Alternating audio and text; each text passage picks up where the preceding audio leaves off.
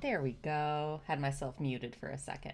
Hello, hello, hello, everybody. It's so good to see you. If you're new here, my name's Persika. I'm a peachy primate VTuber with a passion for anthropology, primatology, human culture, evolution, history, all that good stuff. And yeah, I'm finally back. I took a kind of brief unintentional, unwanted hiatus because finals and university life and just life in general is trying to kill me these days. So, yeah, very tired, but very happy to be back finally.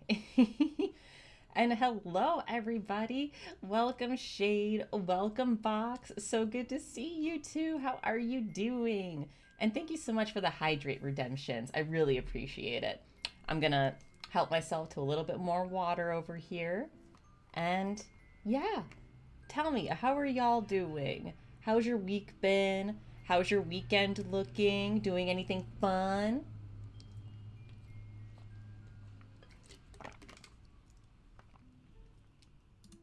I feel on that life's gonna be hammering me soon enough. Oof, I'm sorry to hear that. I hope everything's okay. And if you need to, like, talk about it a little bit, go ahead. I need to develop proper rules for, like, how much people can, like, vent and stuff. Because I want to be open, like, open eared and sympathetic to my followers and my subscribers and stuff. But I don't want to create an environment where people feel that they are allowed to trauma dump on me. Weekend's looking good so far. Have a good feeling about the levels of productiveness coming soon. Oh, good. That's great. I'm so glad to hear that. It seems like, at least for me personally, I get way more productive once winter is like done. Like after we hit that threshold of like it's hard to tell if you're going to be getting spring winter or spring weather or winter weather. For me at least, it feels like after we get over that bump, my brain is like, okay, now we can be a member of society again. Counting the days until the 6th. Is something exciting happening on the 6th? Or is that like when your finals week starts? Because, man, it's not easy. It's not fun. And it's not kind. At least finals week has not been kind to me. Oh, boot camp. That's right. That's right. Oh, yeah, you're doing that. How do you feel? Nervous? Excited? Anticipation? Dread? Eagerness?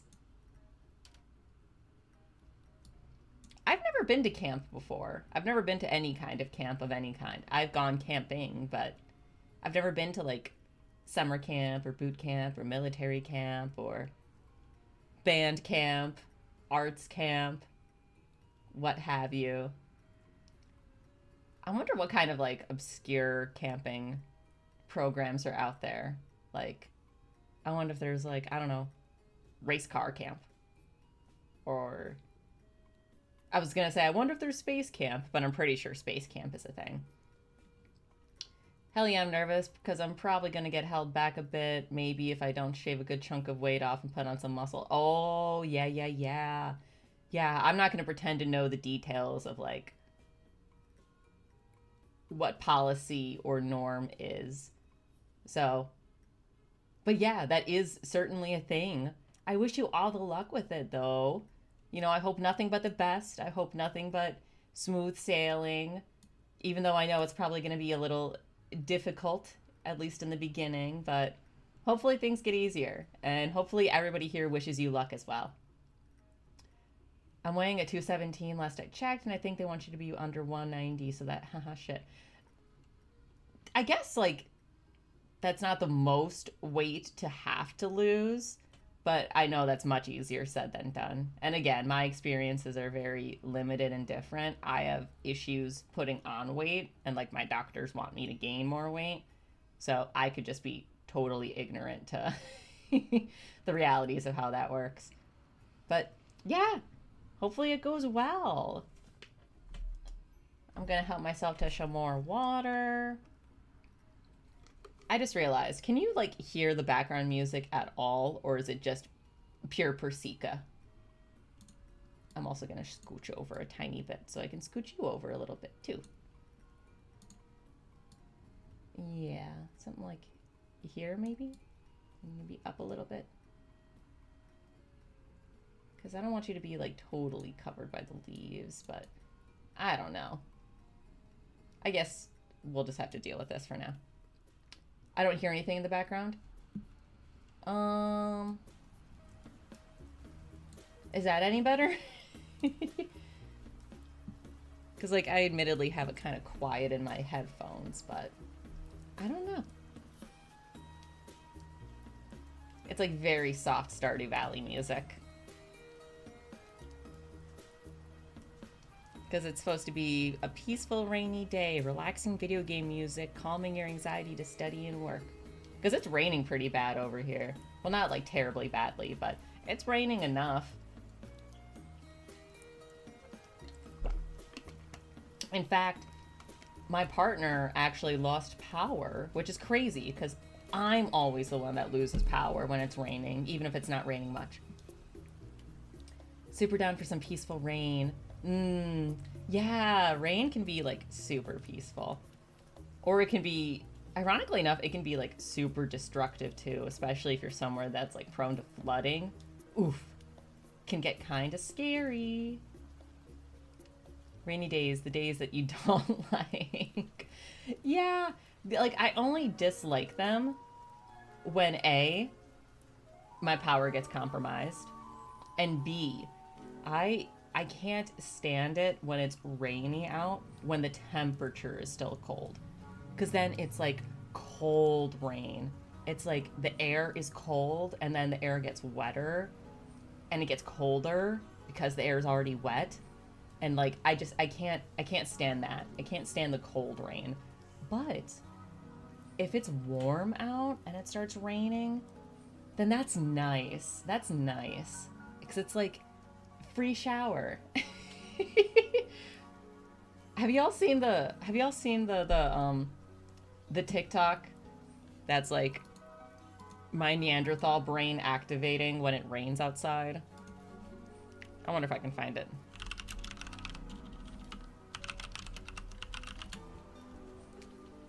I don't know if I can. Yeah, I'm probably not going to be able to find it. It was so good though, because it's like a dude just like looking at the window while it's raining outside, and he's just like, sky water. Oh, I have to bring my lavender inside. It's one of my favorites. I can't express why, but like that is like my gender. That is just my gender, is Neanderthal trying to survive in 21st century capitalism. It's my gender, it's my political ideology, it's my religion, it's who I am. Now I'm wondering, have y'all done a 23andMe and like figured out how much Neanderthal you have? I'm just curious if anybody else has done that. How many grugs have you killed with a big rock? I don't think any grugs, but a few Uggs. A few Uggs have met their end at my hand. But we don't use big rocks as much as you think. It's more like big sticks.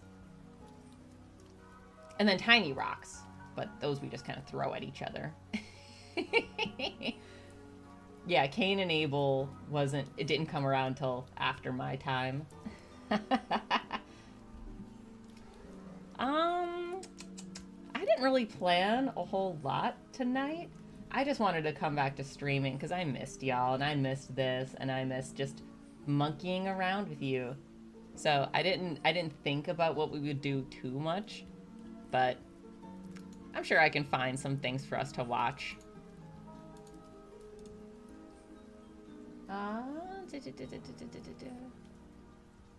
Oh yeah, I got some weird things. Let me scooch on over.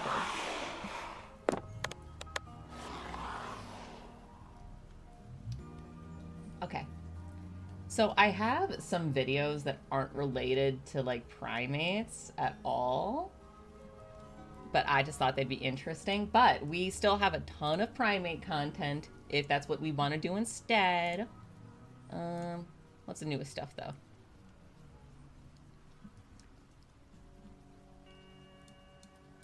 Just a just rearranging some things on my desktop for a second to make things easier for me. I think this works good though. I think I have a system going. Okay. How are we feeling? Because again, we can totally do the primate stuff like always. But we have a couple other options as well, like learning about every eye in the animal kingdom. Or we can learn about this crazy thing apparently that happened in the 1700s that I didn't know about. Neuron activation. Exactly. We're going to have some neurons activated here tonight. Maybe not a lot, but enough. We have something to look at that I've never heard of before. The case of Peter the Wild Boy, who I don't know if he is a feral child that was acquired by a royal family, or I don't know if he was a neurodivergent case that was just defined as a wild child. But I've never heard of this before. So I don't know if it's like an interesting story or if it's just sad all the way around. And then we have something from Extinct Zoo as well. The only time in history that water was safer than land. And that's a very big claim to make to somebody like me, because I am afraid of things in the water. I'm very fascinated by a lot of them. I love crocodiles and alligators, but I am afraid of things that can swim better than I can run. And the idea of being in the water with something that can swim better than I can run, it's always something that gets me very nervous and not very comfortable. My partner and I actually argued about this. Not really argued, but debated this. Because they're like surprised that I'm more afraid of like sharks and like other large fish than I am of like a bear or something. And I had to explain, like, look, I know I would be in trouble if like a bear has me in their sights and like has bad intentions for me, but I like my chances of evading a bear on land more than I like my chances of evading anything in water. Because I'm not designed for that. I'm not meant to swim. Walking is something that, you know, humans are technically good at, even if it's technically bad for us. But does anybody know what I mean? Am I making any sense here? Or is my partner in the right and I'm just delusional? And you can tell me if I am. I sometimes visit the land of Delulu. It's a little fun to, you know, to visit from time to time. I'm not saying get a visa or anything, but like maybe stroll through in passing once in a while when you know that you can afford it. You're in a safe, secure enough place that you're not going to fall victim to delusion. Don't listen to me. Do not do what I do. But like, does that make sense to anybody else? Does anybody else know what I mean? I don't know. Maybe I'm more delusional than I want to admit. I don't know. What are we thinking, chat?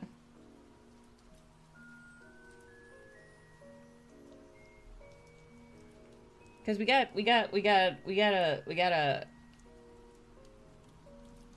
a few things we can do. I'm just going to start opening all these videos, though. Just in case we decide to watch all of them. I don't know.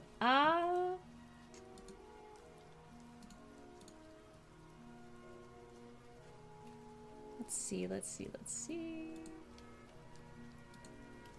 I do actually need to start watching more Primate videos with y'all again on here because my YouTube feed is becoming far less Primate content and I don't like it. So maybe we will start with a Primate video. Okay, we'll start. I know what we'll start with. We'll start with this.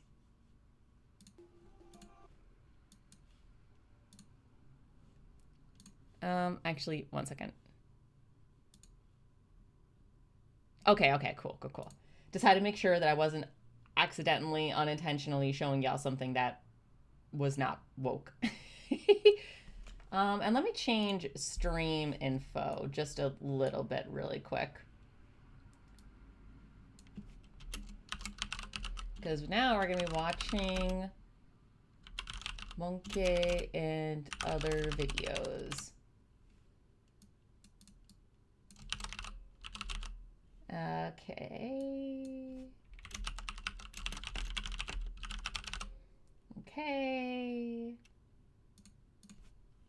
And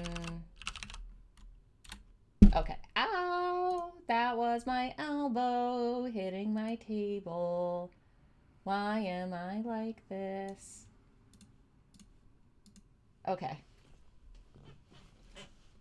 Also, I just want to test something really quick because I have not tested it yet and I want to make sure it works.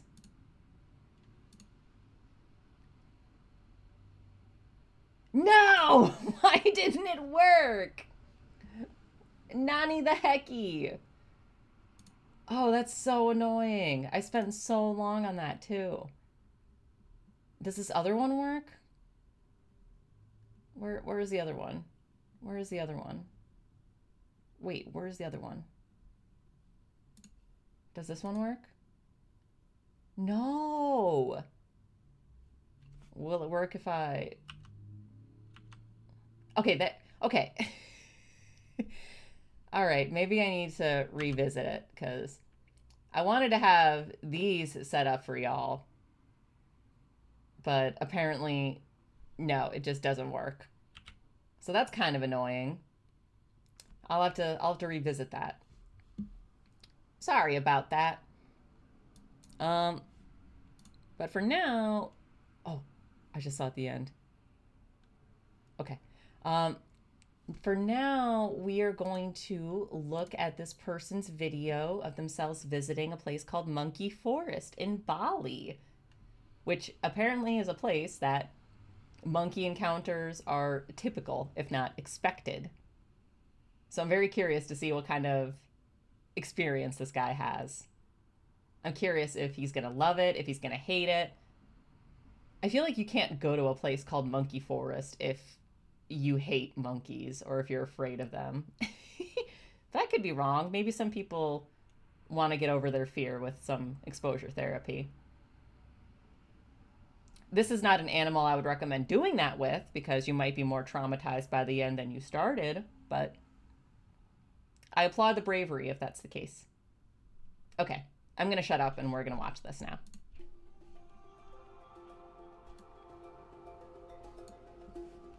Oh, let me move those subtitles. Okay. Look at how cute they are. So we almost didn't come to Monkey Forest because there's so many stories about monkey attacks and having to get treated for rabies and all sorts of things, but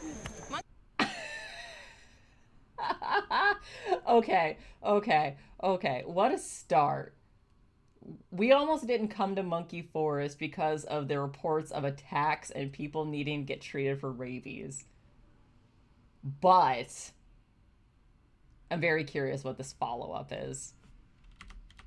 So we almost didn't come to Monkey Forest because there's so many stories about monkey attacks and having to get treated for rabies and all sorts of things, but monkeys are also really cute. So we're here sharing our experience at Monkey Forest, so you can decide whether or not you want to come yourself. Well, the first thing I have to admit is we are definitely not alone here. I haven't seen this many mopeds anywhere.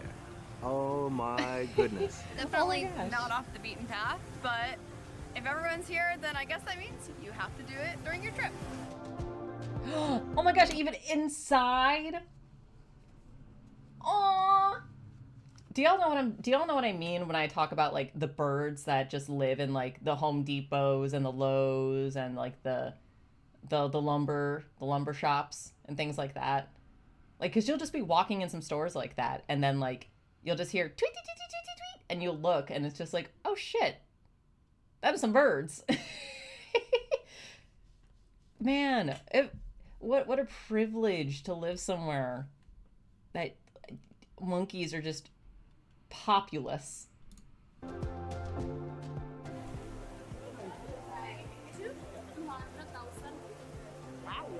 200,000? 100,000 per person. How much is that? $7.50? Oh, okay. I was about to say, what the fuck? Okay, that's not that bad. That's not bad. Who do they think they are? It's not a lot of money, but it is a lot of money Here. in Bali, so... Yeah, nothing has cost that much so far. One of the Whoa. problems that's notorious here at Monkey Forest is that the monkeys actually like to take your stuff. So if you're holding your phone out or your camera, or by God, any sort of food, or really anything, they will grab it. So they were telling us like to keep everything in your backpack, don't bring any sort of food in, don't look them in the eye. Everyone's staring up here, and I can tell why. There's baby monkeys. Babies. Look at him. Look at him. Oh my God. Have you ever... Look at this baby. Look at the baby. Ah. They're so small. They're so teeny. And their faces are so wrinkly. Oh my God. I think if I met a baby monkey, I would literally cry. If I met any primate.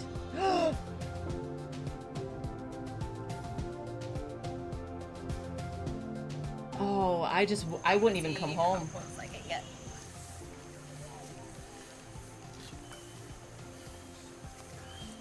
Oh, he's trying to Trying the zipper. chew on your zipper. And he's like, it's a tiny zipper. Teach him how to use a zipper.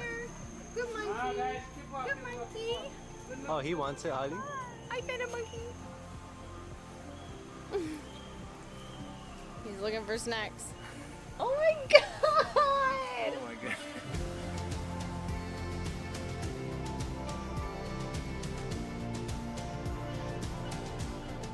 So far, this has been way better than expected. I thought the monkeys would be like 10 feet away Oh, at girl. closest. They're literally climbing on us. This is amazing. Girl. Oh my gosh. I'm so jealous. It should be me. Is he trying to eat your shirt? Yeah, I'm trying not to look at it. Oh my God. He's They chewing love on your shirt. him. He's like, all mine. I mean, I would want the whole coconut to myself too.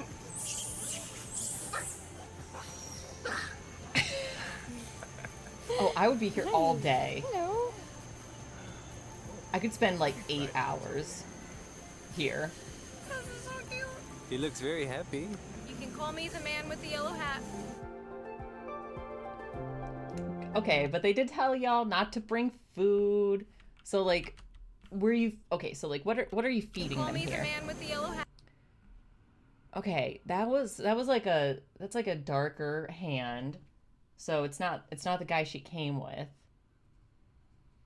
I don't know if it's a local or just somebody else visiting that gave them something to give them. I'm going to hopefully assume that this is some food that like is found there. Like, you know, it's like nuts or like a fruit or something like that. I'm going to hope that's the case and they're not just giving them fucking popcorn or something. But I don't know, actually. I guess even if the food comes from the area, just the act of a human feeding them is just bad in and of itself, because it just teaches monkeys that humans are a source of food. So that's how you get it's the same thing of like why you don't want animals in like America or Europe to become like, habituated to humans. It's the same reason, You don't want a bear recognizing that people mean food. And you don't want monkeys recognizing the same thing, because that's why monkeys steal your iPhone. Ah, they're so smart though.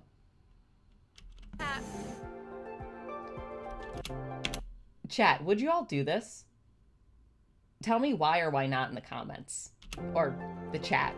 The whatever. Ah, look at them. These are definitely macaques. I just don't know which It's starting kind. to get dark because we've been here for a few hours now.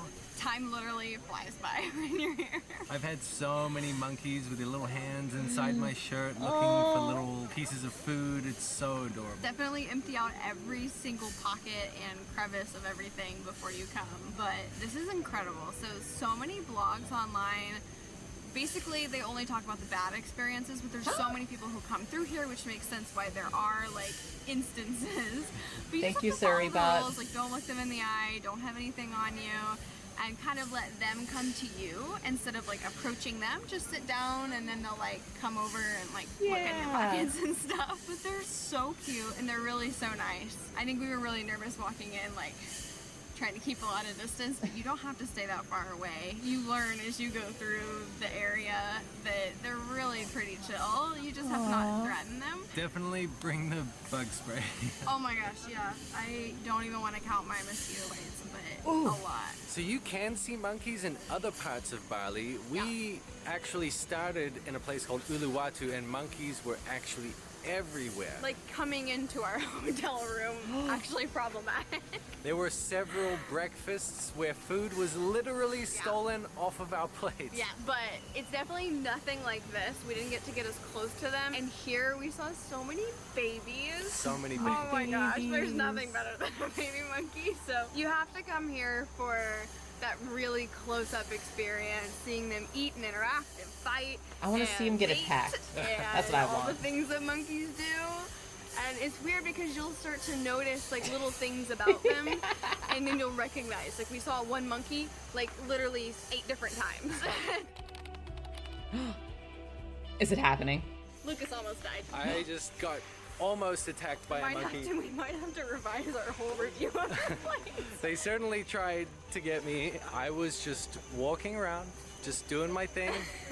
And then this little baby monkey, as I was walking mid-stride, walked between my legs, and I accidentally kicked it.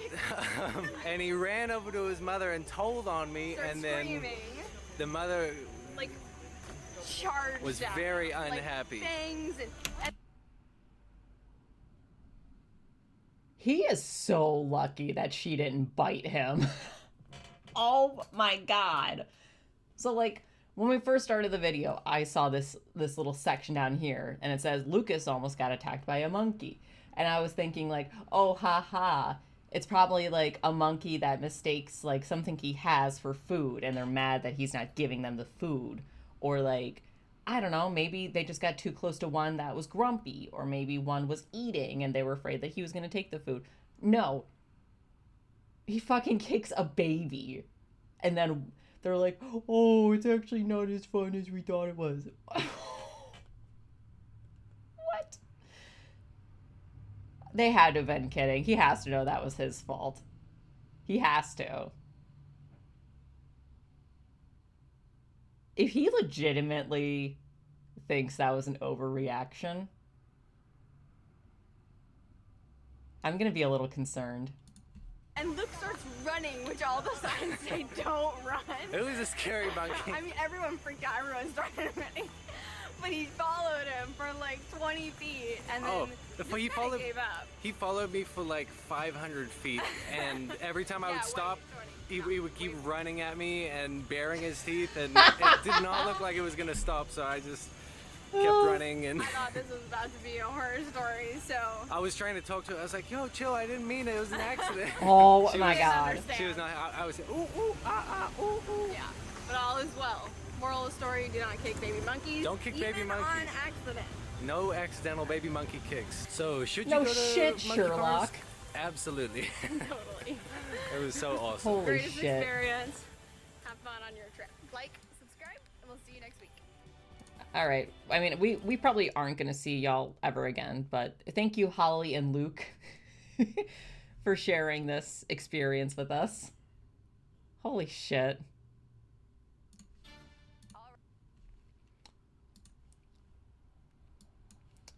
So,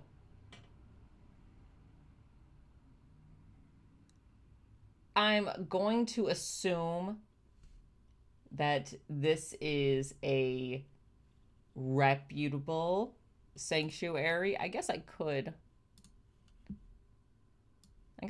check really quick just to make sure, because I'm really hoping that it is a reputable sanctuary.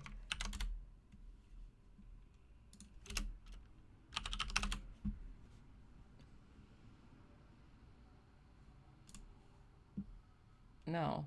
Oh, actually, wait. Yeah, I probably don't want to do that.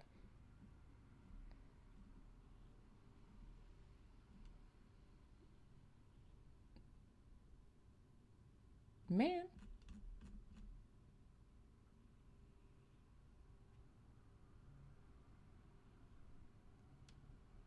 How do we know that you are legit, though?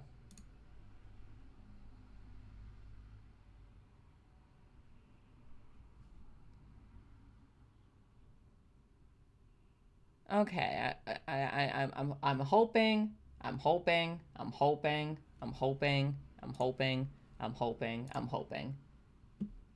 Because this is one of those rare circumstances where a video of a monkey in diapers is not abusive. There's 3 rules you need to follow if you want to share or consume primate content in your own free time. If a monkey is, or any primate really, if they are wearing clothes, including diapers, if they are doing a human activity, like using a cell phone, driving a car, playing with a domestic animal, anything involving human objects or activities. And if this monkey or primate is inside a domestic home, like a home, not just an indoor enclosure kind of thing. And like, granted, there are some videos of wild monkeys entering homes, obviously, but it's kind of obvious in those videos that the monkey is not welcomed. But if you see a video with any of those 3 things, chances are that is a monkey or primate that is being abused, because it's just unnatural to have them as pets. They're not domestic animals, they're wild animals. They're too intelligent to be pets. They're too, sophisticated and intelligent to be monopolized and monetized for YouTube clicks. So do your due diligence research if you can. But if you see any video that has a monkey inside a home doing something human or wearing clothes, just scroll. Unless you want to tell them that it's not cool to share it. Then you should do that because it's good praxis. Okay.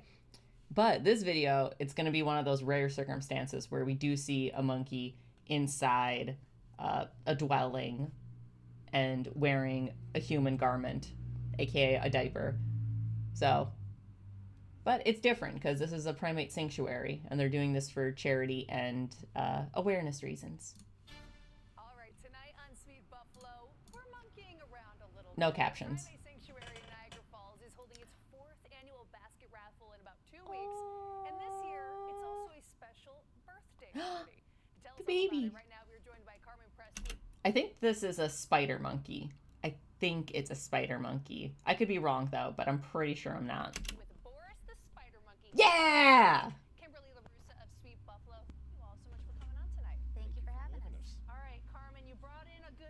here. Tell us about this basket raffle plus birthday celebration. Sure. Who is this little baby? It's the 4th annual basket raffle at Kelly's on the Greens in Niagara Falls, which is also the Hyde Park Golf Course, and it's also Boris's first birthday. So we're gonna have a little party. We're gonna sing him happy birthday and have balloons and some cupcakes. Buddy. Boris seems like so excited. He just wants to talk and tell us all about his birthday. Look at him! What the fuck? Look at how cute he is! He's just grabbing! Oh. Boris seems like so excited. He just wants to talk And his little tongue is sticking out. Oh my gosh, Boris might be another addition to the Persica primate family. He's such a baby. Human work! Welcome, Switch. So good. Or, not Switch. I'm so sorry. I'm so sorry. I saw purple and a lot of letters, and I made an assumption. I'm so sorry. Welcome, Retro Mint Man. So good to see you. How are you doing? Welcome to the stream. Happy Friday. So good to see you. You're gray on your screen. Oh, interesting. Interesting. Tired but alive. That is such a mood. That is a mood and a half, if I'm honest with you. I'm right there with you, buddy. We're still alive, but we're barely breathing. I'm praying to a God that I don't believe in.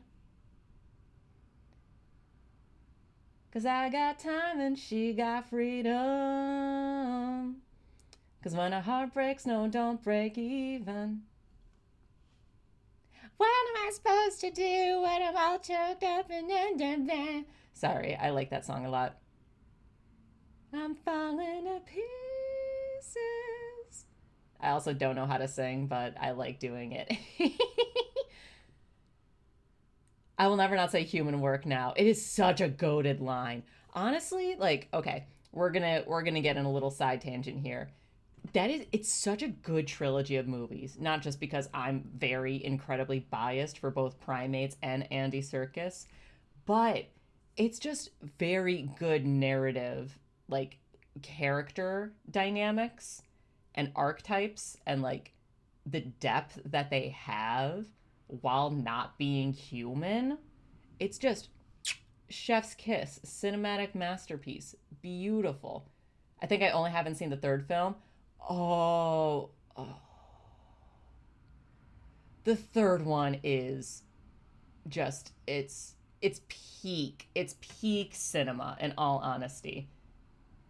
It is probably the heaviest out of the three, but it also has some good humor. It's got the light and the dark. It's definitely heavy, but like it is such a way to end it that like when you look at the entire composite of the whole trilogy and just Caesar's story, it's beautiful. It's so good. It's been so long I've forgotten most of the plot. I just remember Draco Malfoy getting punched in the window sketch and its symbolism. Yeah.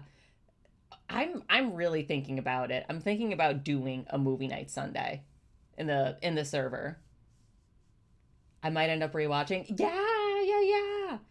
If I do the movie night Sunday, then yeah, absolutely. It's so good. If I don't do the movie night, then I still recommend you watch it either way. But yeah, good. Okay, I'm gonna try to do that then, because yeah, like I said, I just missed y'all. I miss streaming. I miss being a part of my community. So I want to come back. I want to do more stuff with y'all. Words are failing me. Thoughts are failing me for a second.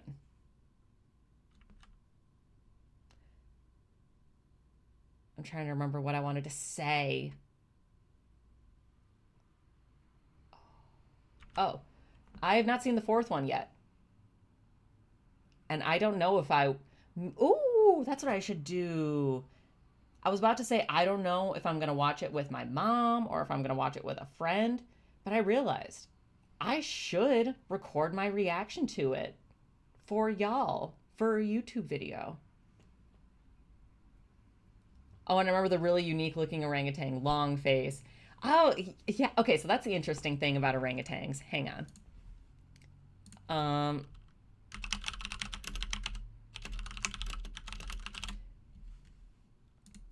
So orangutans experience a lot of sexual dimorphism, which, you know, if you don't know, means that the males and females look very differently.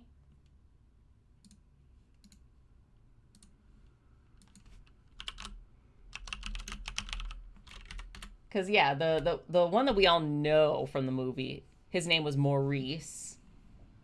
Ah, what a good man. Perfect. Yeah, he's such a good boy. And these giant things on the side of their face, they're actually called phalanges. And they're basically just fat deposits that kind of gather on the cheeks. And it's basically what happens to orangutan males when they go through puberty. Because before that, you know, the male and the female faces don't look terribly different. But then as the male develops testosterone and, you know, becomes father, they develop just all this fat deposit. I didn't know ones like him existed till the movie. Yeah. It's crazy. It's kind of like the misconception a lot of people have with a silverback gorilla, which I had that misconception for a long time. But like, basically you can think of these things on his face and the silver stripe that a gorilla gets on their back, or silver patch, I should say. You can think of these two things like a lion's mane.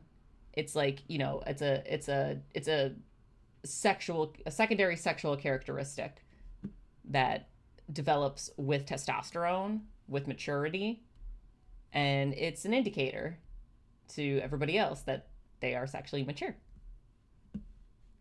But yeah, there is a fourth one. Whoopsies. There is a fourth one. I think it takes place 500 years after the third one. So, like, I guess technically people could go into it blind, but I'm going to be assuming there's a lot of context in the fourth one. I always find it into when I've seen creatures I've never heard of before. Hence why I like looking at footage of extinct animals. The age-old question, are they extinct or have we simply not found one? Yeah. I'm assuming you're one for the megalodon debate. I think you've been here when we've talked about Gigantopithecus.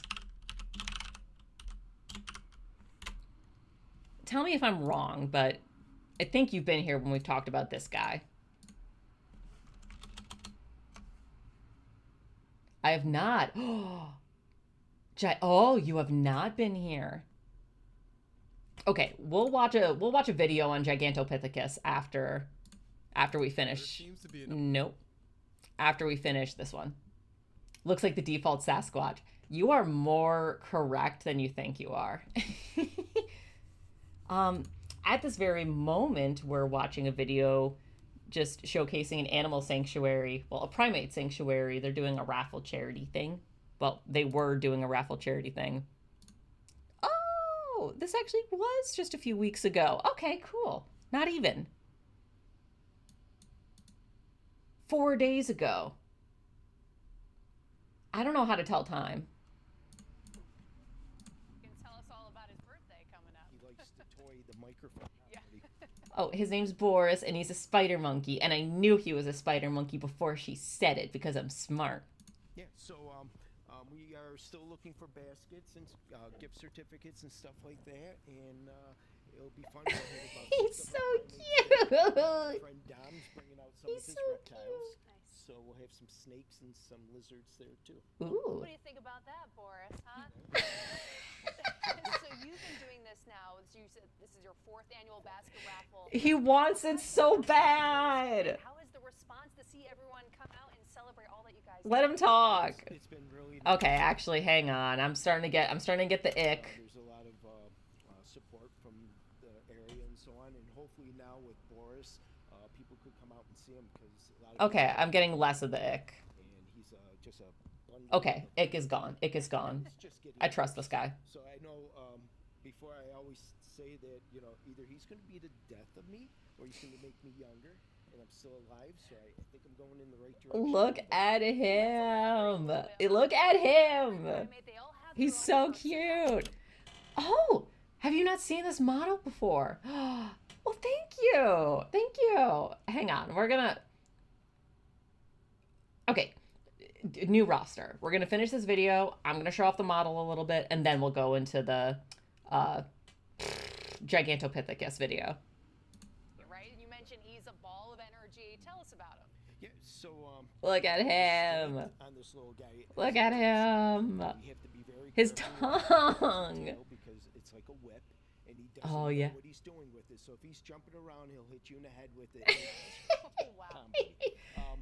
And he's learning monkey politics right now. So he's introduced to other monkeys. And Aww. he's starting to play with them, and he's Oh, learning good. the do's and don'ts with the other primates. And then he also tries it out on us humans too. So I like how it's the exact same slideshow. You know, in addition to this, of course, being a great time and people can interact with the monkeys and plus the reptiles, they can also learn about they can learn about the mission and what you guys do because you guys are a nonprofit. So everything here goes to supporting you guys. For maybe those who don't know about the Primate Sanctuary and what you guys do, tell us a little bit about that. yeah, so we're a nonprofit organization that takes in abused, unwanted, and ex-research monkeys and apes. Aww, W. We rehabilitate them so they can interact with their own kind, and also just give them a better life in captivity. And the She can't even take this seriously. Oh, fuck my life. funds that we raise for this go towards all the medical treatment that they need, or go to enclosure repairs and stuff like that. And whatever's left over is going to go to our new facility that we're trying to build on our 30 acres out in Wilson, New Oh, York. W. Almost there, but it seems like COVID knocked us back, and now we got the tariffs, and we're like, okay, how much more is the supply is going to go up? But we're right there. We just need a little bit more support. We're getting there. Just a little push, just a little That's it. boost. Yeah. Kimberly, I'll bring you in. You know, there was just a really, really wonderful basket raffle for Sweet Buffalo for you and the fight that everything you're going through. So you know firsthand the difference, you know, just having the community rally to have a good time for free. He yelled. Did we see him yell? Fight that everything you're going through. So you know firsthand the difference, you know, just having the community rally to have a good time for a great cause. What do you think about that? Yeah, you know, basket raffles in Western New York, they're huge around here, and people love to support a good cause. So to know that they can just, It is pretty donate nice. and also have a chance to win something is always a good time. And Carmen works so hard all year round with these monkeys, and so we really need to support him. He's dedicated his life to his job of taking care of these. Pop quiz. Does anybody in chat remember what we call a tail that can grab things? There's a specific word for tails that can grab things. And I'm just curious if anybody remembers it, because I've talked about it quite a bit before. And if you need a hint, I can tell you the letter it starts with. Don't everybody guess at once. A special moment. So I'm really excited. Hope he has a great turnout at his event. And look at this face. Oh, look at this little face sticking his tongue out. Boris is just chilling. He couldn't be more comfortable. Posable tail. That's a very good guess. Very good guess. It's the same word that we use to describe elephant trunks when we say that like the trunk can grab something. It's prehensile. And actually, I got something weird I can look up to show you really quick.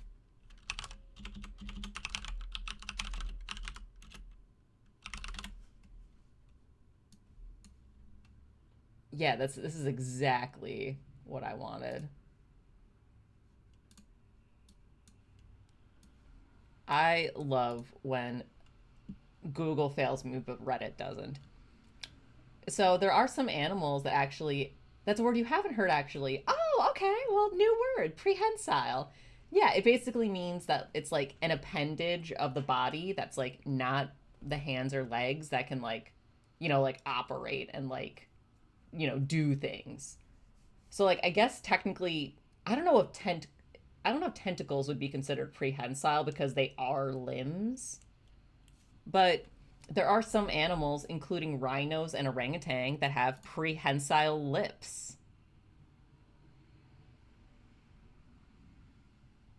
Isn't that freaky? Look at that. I'm playing it again because it's literally 10 seconds long. And some people might... I'll make it full screen too now that I think about it. Look at this. Look at that.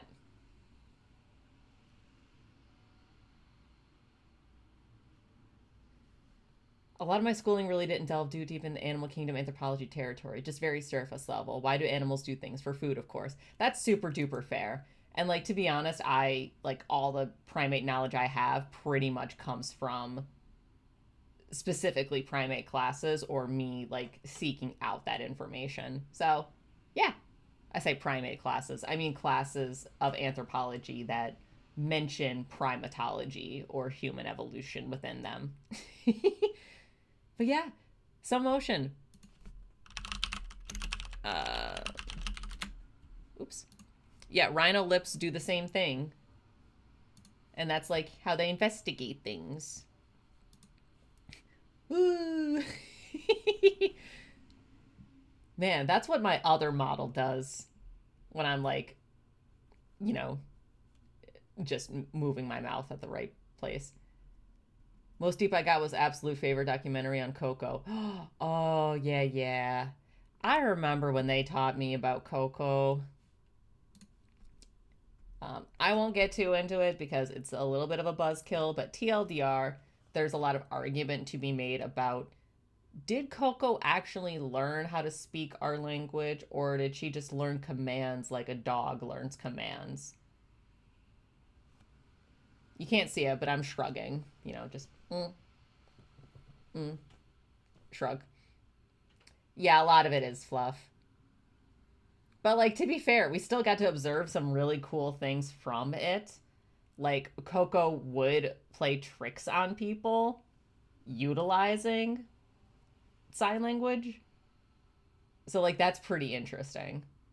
It's an old documentary too. Oh yeah, because it like happened in like the 80s and 90s. I will say I got really sad when they said the pet kittens died. Oh yeah. Yeah. Man. The idea of like teaching any animal what mortality is kind of fucked up.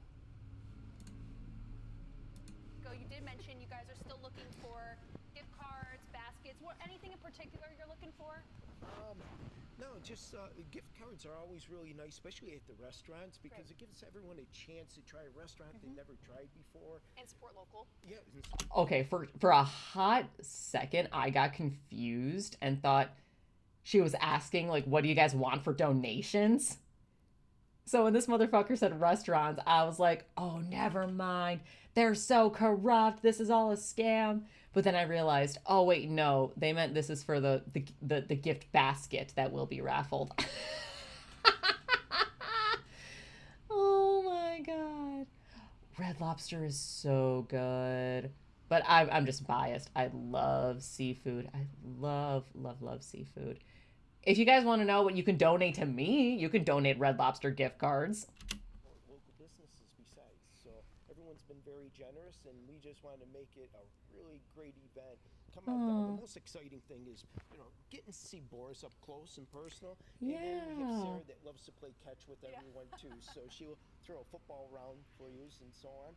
And it should be a lot of fun.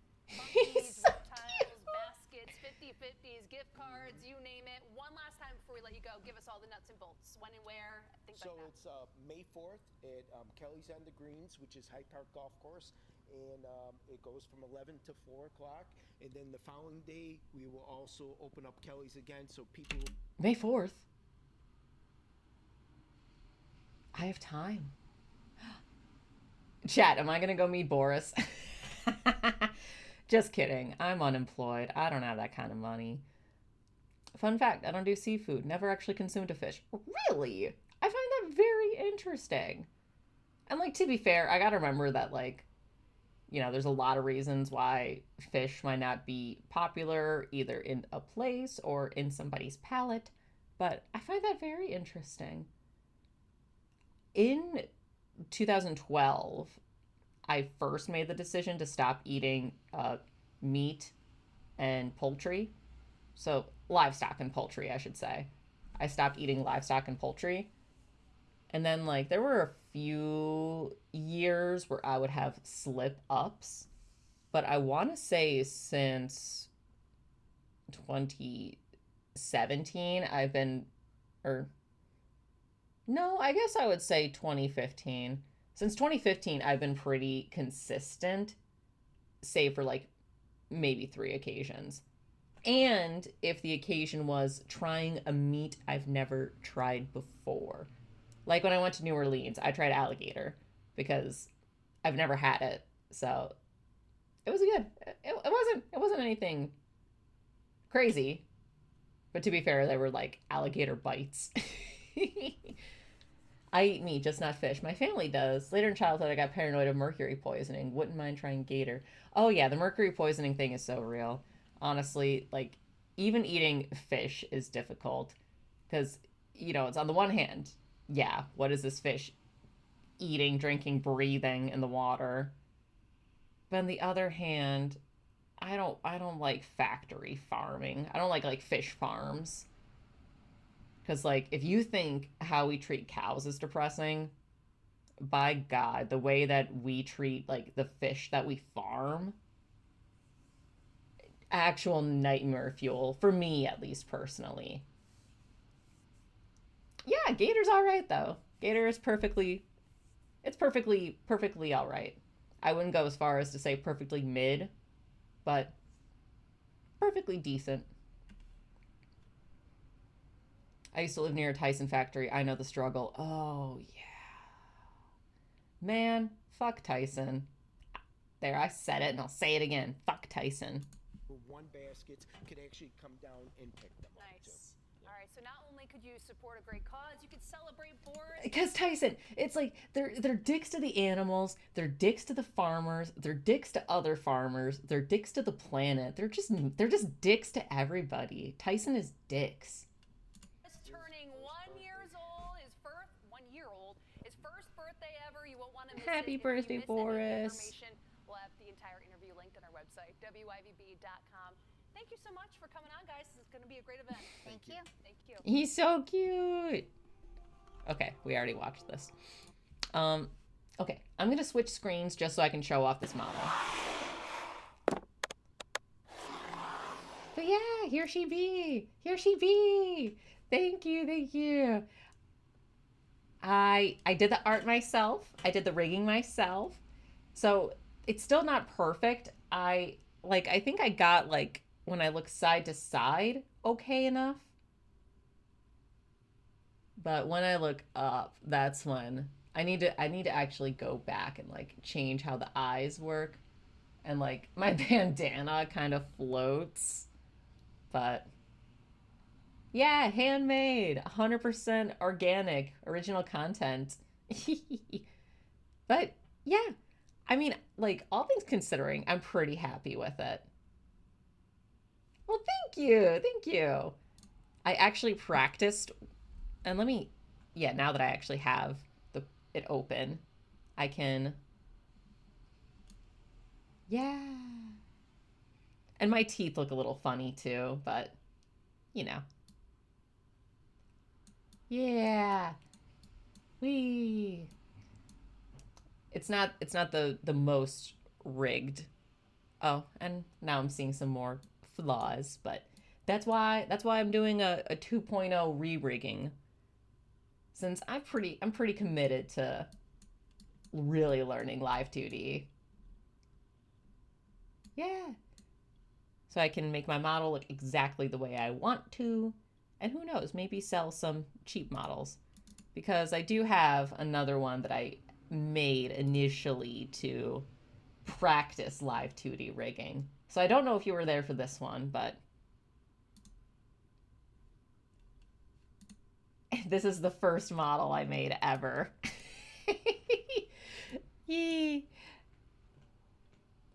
Very goofy shit.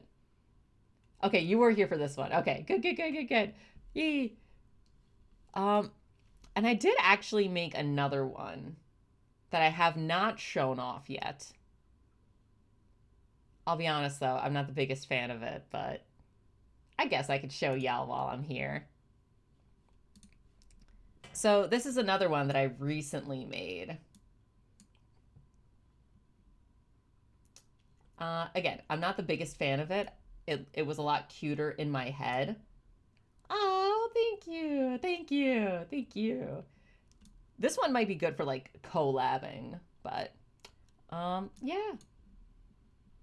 This one actually has all the accessories and stuff that I want to include, including my feetsies.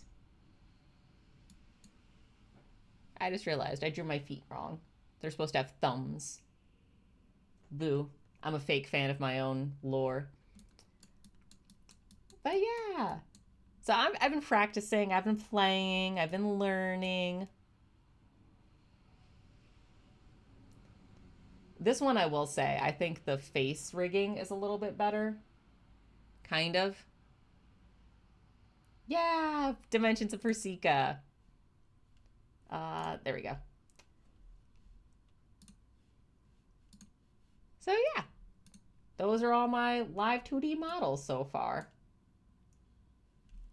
We'll go back to the, go away. Oh, I should recalibrate my face now that I'm,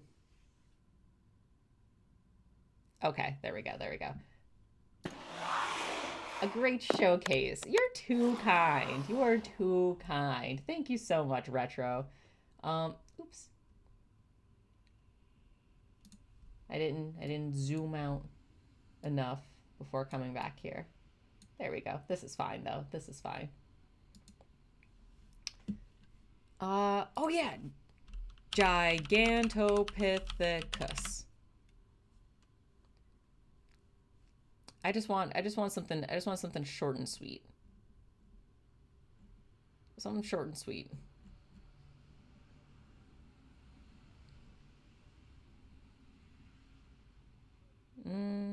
Okay. Hopefully this is a good one.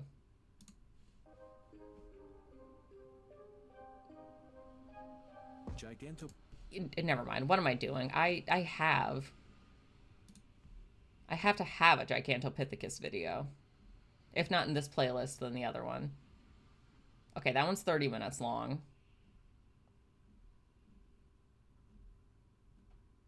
Where's my...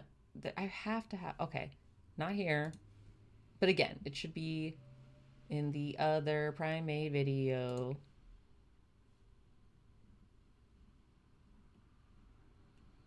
The other primate video playlist. Not the AI skinwalker thumbnails. Dude, I am seeing so much like random AI content of primates. It's kind of crazy. I don't know why they specifically. Okay, we'll do the Lindsay Nicole video. We'll do the Lindsay Nicole video again because no. One of the world. Back in the 1940s, some. Okay. Lindsay Nicole is a W content creator, by the way. If you're not familiar with her content, you should check it out. She does a lot of just biology, evolution, just very cool stuff. Very informed, very educated, very professional. Actually works with some biology research company now, I believe. They're part of the team that's like, they're not the ones that did the whole fucking direwolf thing, but they're a company that's trying to engineer traits from extinct animals to present day species to hopefully improve like the longevity of the species as a whole, because like those adaptations would be, you know, beneficial or whatever. Oh, hydrate. Thank you so much. Thank you so much. Oh, and stretch. Okay. Big stretchy coming your way. Thank you so much for the redeems, Shade. I appreciate it. Ow, that was my knee again. I'm going to drink some water, and then I'm going to pop open my Capri Sun.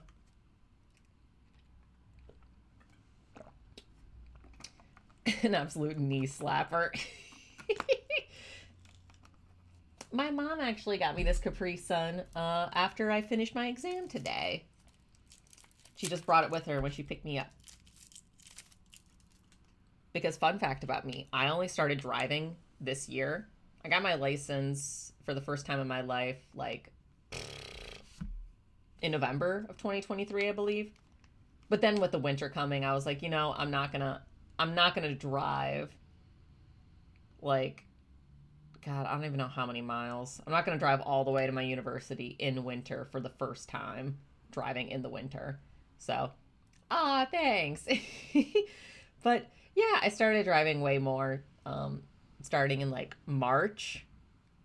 And I'm still nervous about using the freeway, especially because people around here drive like psychopaths on the freeway. So my mom has still been driving me to and from university just so I don't have to have panic attacks both with the freeway and then trying to find parking in a city. I have a license, but I don't really drive. Lots of PTSD from past experiences on the road. That is so valid. I have quite a bit of trauma myself from like stressful experiences in cars. So like I totally feel you. I mean, when I'm sitting like in the car, when I'm a passenger in a car ride, I still like, if the weather's kind of funky, or if somebody drives really fast, or heaven forbid my driver drives really fast, I will grab the door and like just lock up. So I totally get you, and you know, I hear you. You're valid. And it's like, I'd rather not be responsible for getting someone hurt. Yeah, exactly. People don't realize that cars are death machines. You could hurt somebody so badly. You can kill people. You can kill yourself driving them. So when people get mad at me that I'm not going 10 above the speed limit on a surface street, I get really pissed off. Meanwhile, my dad made me get my license as soon as possible. Been driving for 8 years of my life. Congratulations. And there was one time I was driving through snow and wound up at a near 55-degree angle going 50 on a country road. The way I would pass away behind the wheel is tragic. Oh my God. I'm so glad that you're okay. I hope that you weren't like hurt too terribly, and I hope that like you're still okay with cars. I was 24 when I got it. Felt embarrassed at the time, but I realized all my friends who got licensed at 16 have dead because they've gotten in wrecks. That's so fair. That's so fair and true. 22, I actually misremembered. No big deal. And hell, if it makes you feel a lot better, you know, I got it at 30. And if it makes you feel even better than that, my grandmother never learned to drive. Her in her whole life. So, I think the clearance of my car was being fucked with because it was a Pontiac and the snow on the road was stacked up rather high. Oh, yeah. I'm guessing those don't have like the greatest four-wheel drive. Man, that's the thing. Driving is so scary when like the weather is not completely neutral. I'm going to drink this Capri Sun now.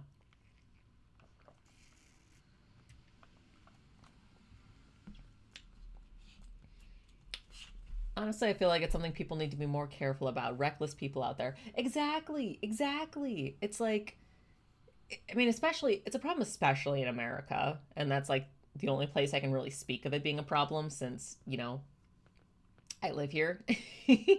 But people are so like individual oriented when they're behind the car, when it's like ironically the last place you should be like, you should practice self-centered thinking because you're literally all in this together. It's only gotten worse in this modern age. Yeah, because it's no longer just I am the most important, so I make my own rules. Now it's I am the most important, I make my own rules. You can't tell me I can't look at my phone while I'm driving. Do you see what I mean? Like, that's fucked. It's so fucked up. I've been riding bikes and quads, etc., so I know that if I can walk away, I'm fine. I say after having a track record of flying over the handlebars at least 3 to 4 times in my life. be careful. Not switch, shade. God, I keep thinking that switch is here. I'm just used to it. Gosh, yes, please be careful, shade. I feel you though. I got hit by a car on my bike once when I was crossing an intersection, and the intersection had a stop sign. So like I was 100% not in the wrong. This person just whammed me. I saw a video of a drunk driver ramming into a building, two young cat. Oh, that's the worst. Drunk driving is really the worst about. I hate that shit so much. One time though, it wasn't my fault. Okay. I believe you. I mean, hey, even if all the times are your fault, I'm still gonna have sympathy for you. So, no, yeah, driving is scary. People fundamentally just need to care about each other more at the end of the day. Like, I was driving home because, okay, I know I said the whole thing about my mom driving me to university, but my mom's car is kind of funky, so it can't handle going on the freeway that fast and going that far. So I drive my car to her house, and then she drives me to university in that car. And then she just uses my car if she needs to get around during the day. So, I was driving home from my mom's house back to my apartment, and there's been some construction going on this road for a while now, and it's never been an issue until today, because I was driving at a time that was really busy. And this construction has like, you know, a 4-lane road reduced to like 2 lanes. And it just, the fact that like, one, people like to see a sign that says left lane closed and say, okay, that means I need to drive as far as I can before getting over. That shit pisses me off. And then it pisses me off when people are trying to like leave their apartments on this road that's experiencing construction and just nobody is letting them leave. When it's like, bro, it would take 2 seconds. It takes 2 seconds to let somebody turn out of there. Come on now. So that pissed me off. It also pissed me off that people were supposed to be going 25 miles an hour. And I know for a fact nobody was, because the person was way further ahead of me than they should have been if they were going 25 miles an hour. And also, everybody behind me was riding bumper to bumper, ass to ass, which is just insane. Driving pisses me off. I hate doing it. I hate living in a car-dependent society. I hate the Anthropocene. I was riding in a cornfield and abruptly the bike stopped dead in its track and I went flying, slammed my thighs pretty bad. Ooh. You know, I had a similar experience, except instead of a bicycle, it was an ATV, because a fucko ex of mine, like, this was back when I was like 17 or something, and my ex and I at the time went to, or I shouldn't say ex at the time, my now ex partner at the time, we went to stay with a cousin and we took the ATV out at like 11 p.m. because we were fucking stupid 17-year-olds, and they were driving because they were like, I can totally do this. I've never done this before, but I can do this just fine. And yeah, we rammed into a rock at like 40 miles per hour or whatever. And I just went, whoom! Like completely just over their head, just gone. Thankfully, I didn't like hit a tree or something. Sometimes I like to go a minimum of 5 over the speed limit, as it's fine. Like, that's different. That's a little different. And like, but not gonna lie, I do get mad when people get mad at me for not doing that, when it's like, I don't have to. Technically, I shouldn't, and I'm not supposed to. So don't get mad at me because I don't want to do what you do. And like, if there's nobody around, sure, I might go 5 over. Maybe. But that's usually an accident. I go like 3 over if I'm really paying attention. Okay. Enough ADHD rambling. We're going to learn about the Gigantopithecus because Retro has not learned about them, and I feel like they would really appreciate them. Back in the 1940s, some people believed that giant humans used to exist due to fossilized teeth. I'm going to start all the way over.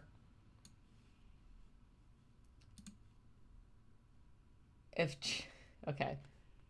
If Chode and his lifted truck tails me, I start coasting to piss them off and speed up so they can't pass. Oh my gosh, not not passive aggressive driving. See, that's the thing though. I'm scared of even doing stuff like that to people because somebody could, I don't know, pull a fucking gun on me while they're driving if they wanted to. Giganto Expando. Why does that sound like an American doing a spell in the Harry Potter verse?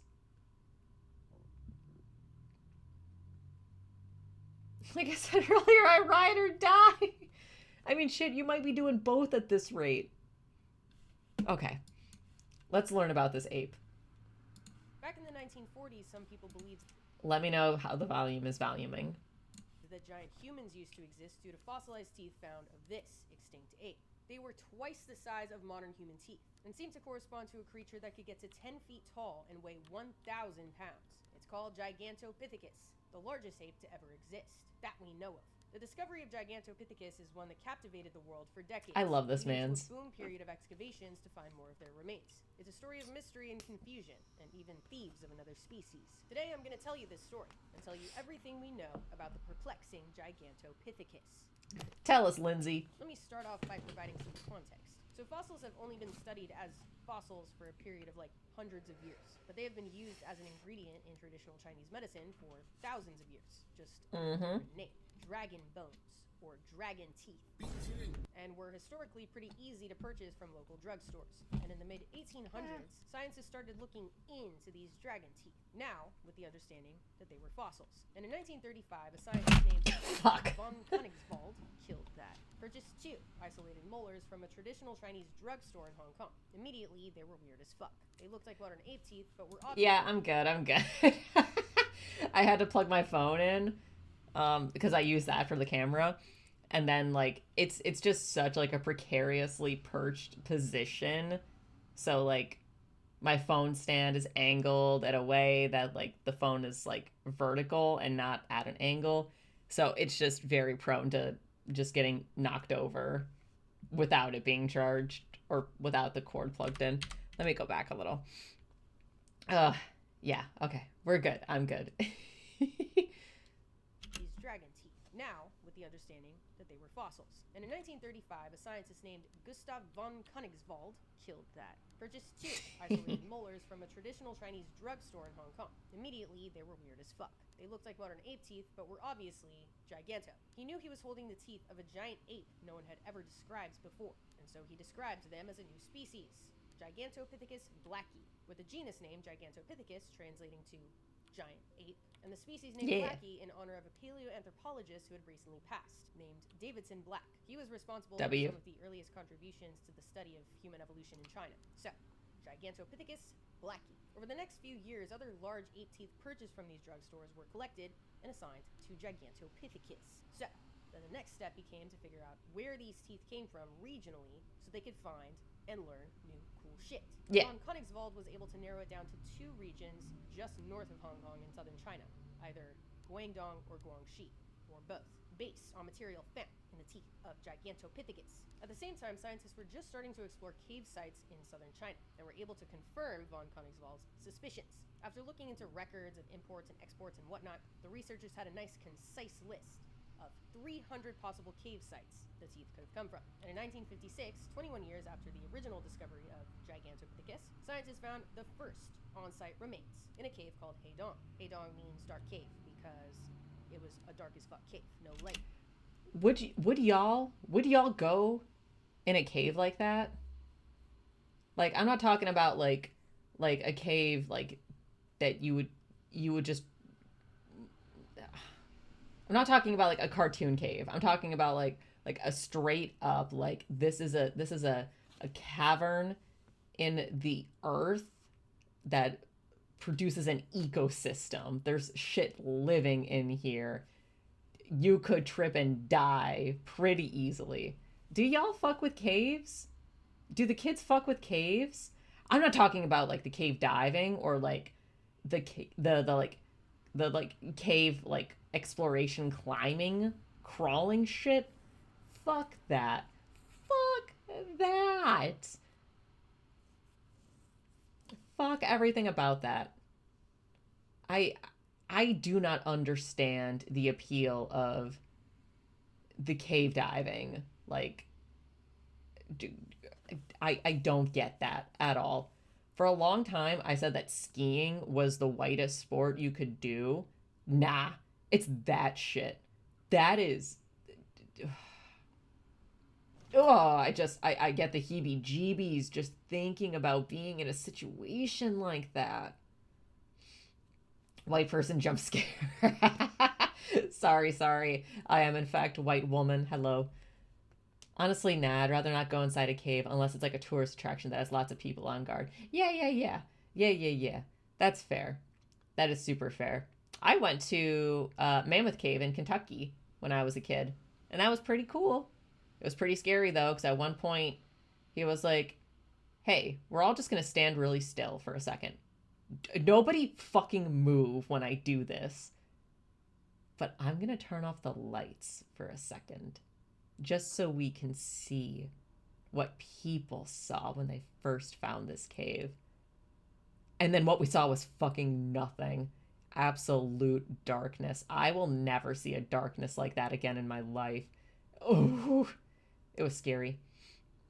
Especially because, like, let me try to find a picture of this, but, like, the staircase to get down into this cave, horrifying.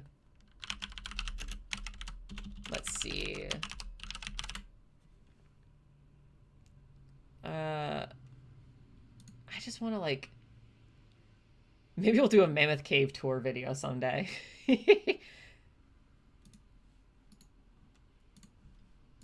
Yeah, like, this is some, like, backroom shit. Some, like, analog horror. Just so we can see. Aha, yes, I too wish to recreate what it's like to be blind. Yeah. Like, it was just so intense because it was really claustrophobic in some areas, but then, like, super exposed in others. Pitch black nothingness and no air conditioning. It was pretty cool in there, actually. Like, it, like, and I don't remember it being, like, ridiculously muggy, but to be fair, it was summer, so, like, everything was muggy outside, so who knows. But it was, like, the temperature is pretty cool once you get this deep. How deep is Mammoth Cave? Yeah, like 400 feet deep. Yeah.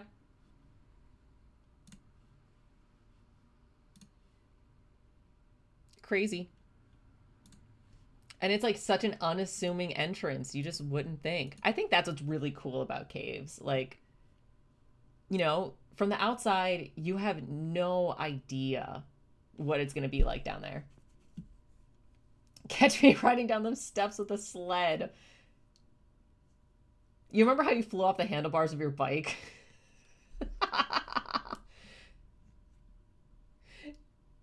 Games are like Minecraft. The children do yearn for the mines. No.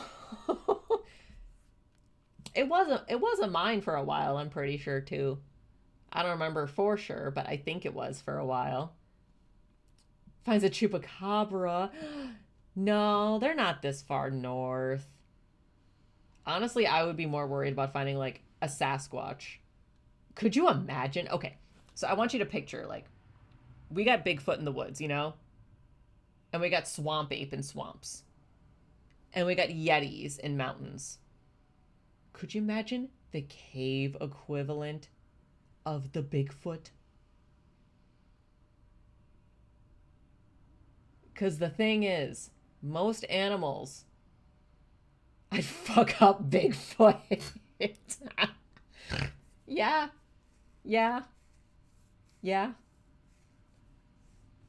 Then we'll find out if our artist sketches of Bigfoot are accurate. No, what I'm saying is that would be so scary because, like, most things that live in caves like this, like in the dark caves, they don't see because there's no point in seeing. So could you imagine a giant, muscular, most likely hairless, body hair and fur, I don't know if it would be necessary here. Most likely hairless. Giant ape that either doesn't have eyes or skin grew over them that relies on its hearing and sense of smell. And probably like, honestly, probably like some sort of like, I don't want to say like ability to like detect seismic stuff, but like kind of, yeah, like kind of how an elephant does. Like they can pick up on like these tremors or, you know, not tremors, but vibrations on the ground. That would be so fucking scary. New horror movie genre unlocked. Bring back Bigfoot movies, but I want to start seeing Bigfoot from unconventional takes. Bigfoot gonna regret fighting me when I pull out a pocket Legos and thumbtacks. Bro. I don't know if you know.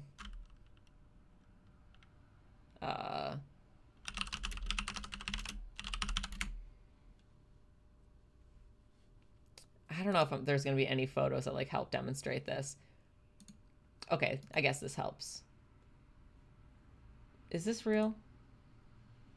Is that real? Is that AI? I don't know anymore. Oh god, that's so fucked up. This one's real for sure. Do you know how thick their skin would be? It probably embed the Legos into the earth before it would hurt them. Hopefully we'd smell Bigfoot a mile away so we can go nope and walk away before it finds me. You want to use your sense of smell to find it before it finds you. Okay. Okay. I wish you luck with that.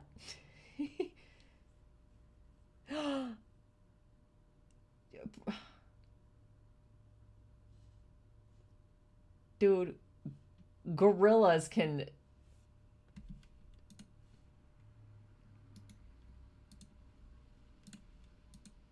You think a 45 is going to help you against that?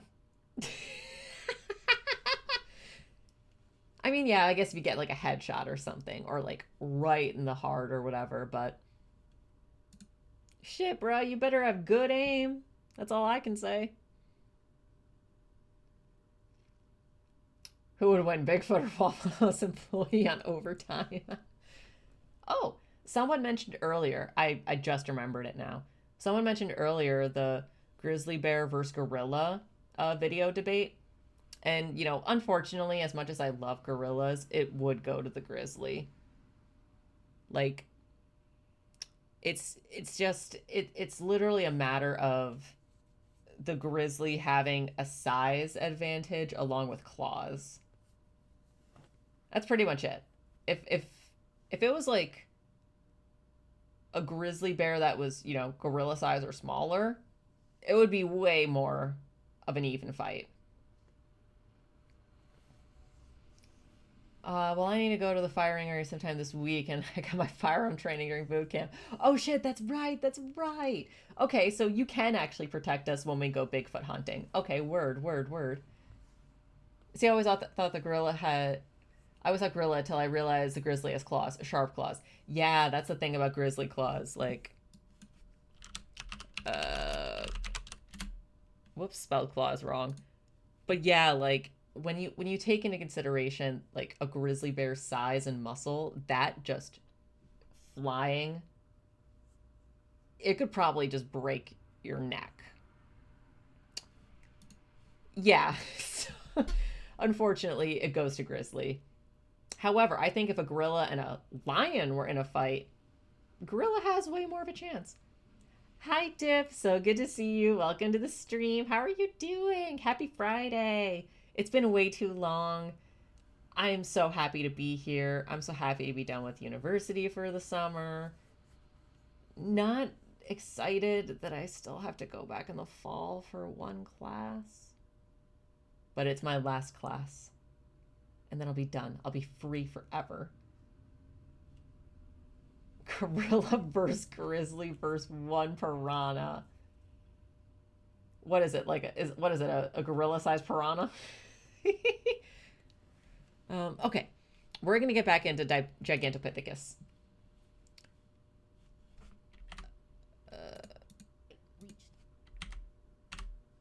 Okay. Yeah, we just totally got carried away talking about caves.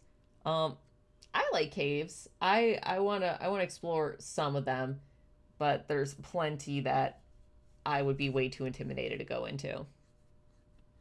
Discovery of Gigantopithecus, scientists found the first on-site remains in a cave called Heidong. Heidong means dark cave because it was a dark as fuck cave. No light reached the inside of the cave, which is kind of crazy to think about. Like, imagine you're one of those researchers and you can't see shit, but you're looking for this giant ape, you come across the remains, and now all of a sudden you know that this massive animal that is somewhat related to you, possibly an ancestor to you, because that's what they thought at the time, was walking around and possibly living exactly where you are thousands of years ago. Like, that is fucking nuts. Okay, it's so then, cool. that same summer, totally separate from these excavations, a local was digging in a different cave for fertilizer and came across a shit ton of teeth. Dragon teeth, as well as a mandible. Ooh. Or jawbone. Tried selling them as dragon teeth, but was unsuccessful, because I think at this point, that wasn't really allowed anymore.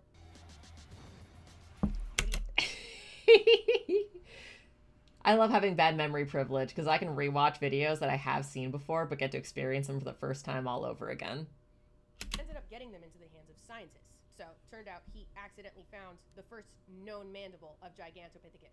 The scientists were led back to the cave he found it in 1957, and they were able to find 2 more mandibles and over 1,000 isolated teeth in that cave alone. So, the cave ended up being renamed Gigantopithecus Cave, but other caves remains had been found in were also renamed Gigantopithecus Caves, so there's like 7 at this point. Just handing it out like candy. But this discovery kind of set off a boom period for finding more remains. Throughout the 60s and 70s, excavations were just popping off all over southern China, which led to new discoveries on where the big ape lived, new understandings on their age and morphology, hundreds of more teeth were found, and another mandible, but no, other pieces of the skeleton. Why? To this day, over 2,000 teeth have been attributed to Gigantopithecus, as well as 4 mandibles, but nothing else. No cranial or postcranial remains. Such a bummer. To say the least. So there is an explanation, and you're gonna fucking love this. I wonder if anybody has any guesses who has not seen this video before. I still think about how Scribblenauts really taught me grammar real well when I was a little lad. For instance, I remember struggling to spell piranha in-game for a while. Oh, that's so cool. I love that. I think I, like, briefly played Scribblenauts, but I never got far into it. But I just love the concept of it. It was so sweet. And I love that for you. I really was into educational games when I was a kid. But when I was a kid, it was in the era of, like, PC games, teaching you how to, like, do math and, like, teaching you, like, through a lot of puzzles. Someday I should find those old school educational games. They have to be on the internet somewhere at this point. Man, that would be a trip down nostalgia lane. But yeah. Good shit, good shit. Here's a culprit that has been stealing. Oh, yeah. I want to know if anybody has any theories for what the culprit is. I could find some ROMs if you need it. Aww. I'm doing the finger pointing thing. That's a redeem I'm going to have to make. Finger pointy thing. Or not a redeem, a toggle. There we go, that's a word. Because, yeah, unfortunately, I don't have, for some reason it's not working, but I have this. I also skipped way back. Oops. I have this, and I have this. And I don't know if this is working. No, bonk. Just feel free to bother me anytime on Discord if you need me to go scavenging for you. Oh, I appreciate it a lot. Yeah, I'm definitely going to take you up on that, because now that I'm done with university for, you know, the summer, I really want to buckle down and, like, develop a game plan for streaming. I want to have a consistent schedule for streams. I want to upload videos consistently. I want to find editors. I want to find moderators. I want to do the thing. It's my time. I want to properly debut this year. I need to start getting the pieces in motion. So yes, I will definitely be utilizing you in the future. Where were we? Yes, you went and downloaded this. Okay, yes, we were here. Yes, that's exactly where we were. Okay, word. I want to post content too, but I know my content will be very niche. I won't get many views, but they're projects I want to make. You should do it anyways, because you genuinely have no idea if it's going to resonate with people.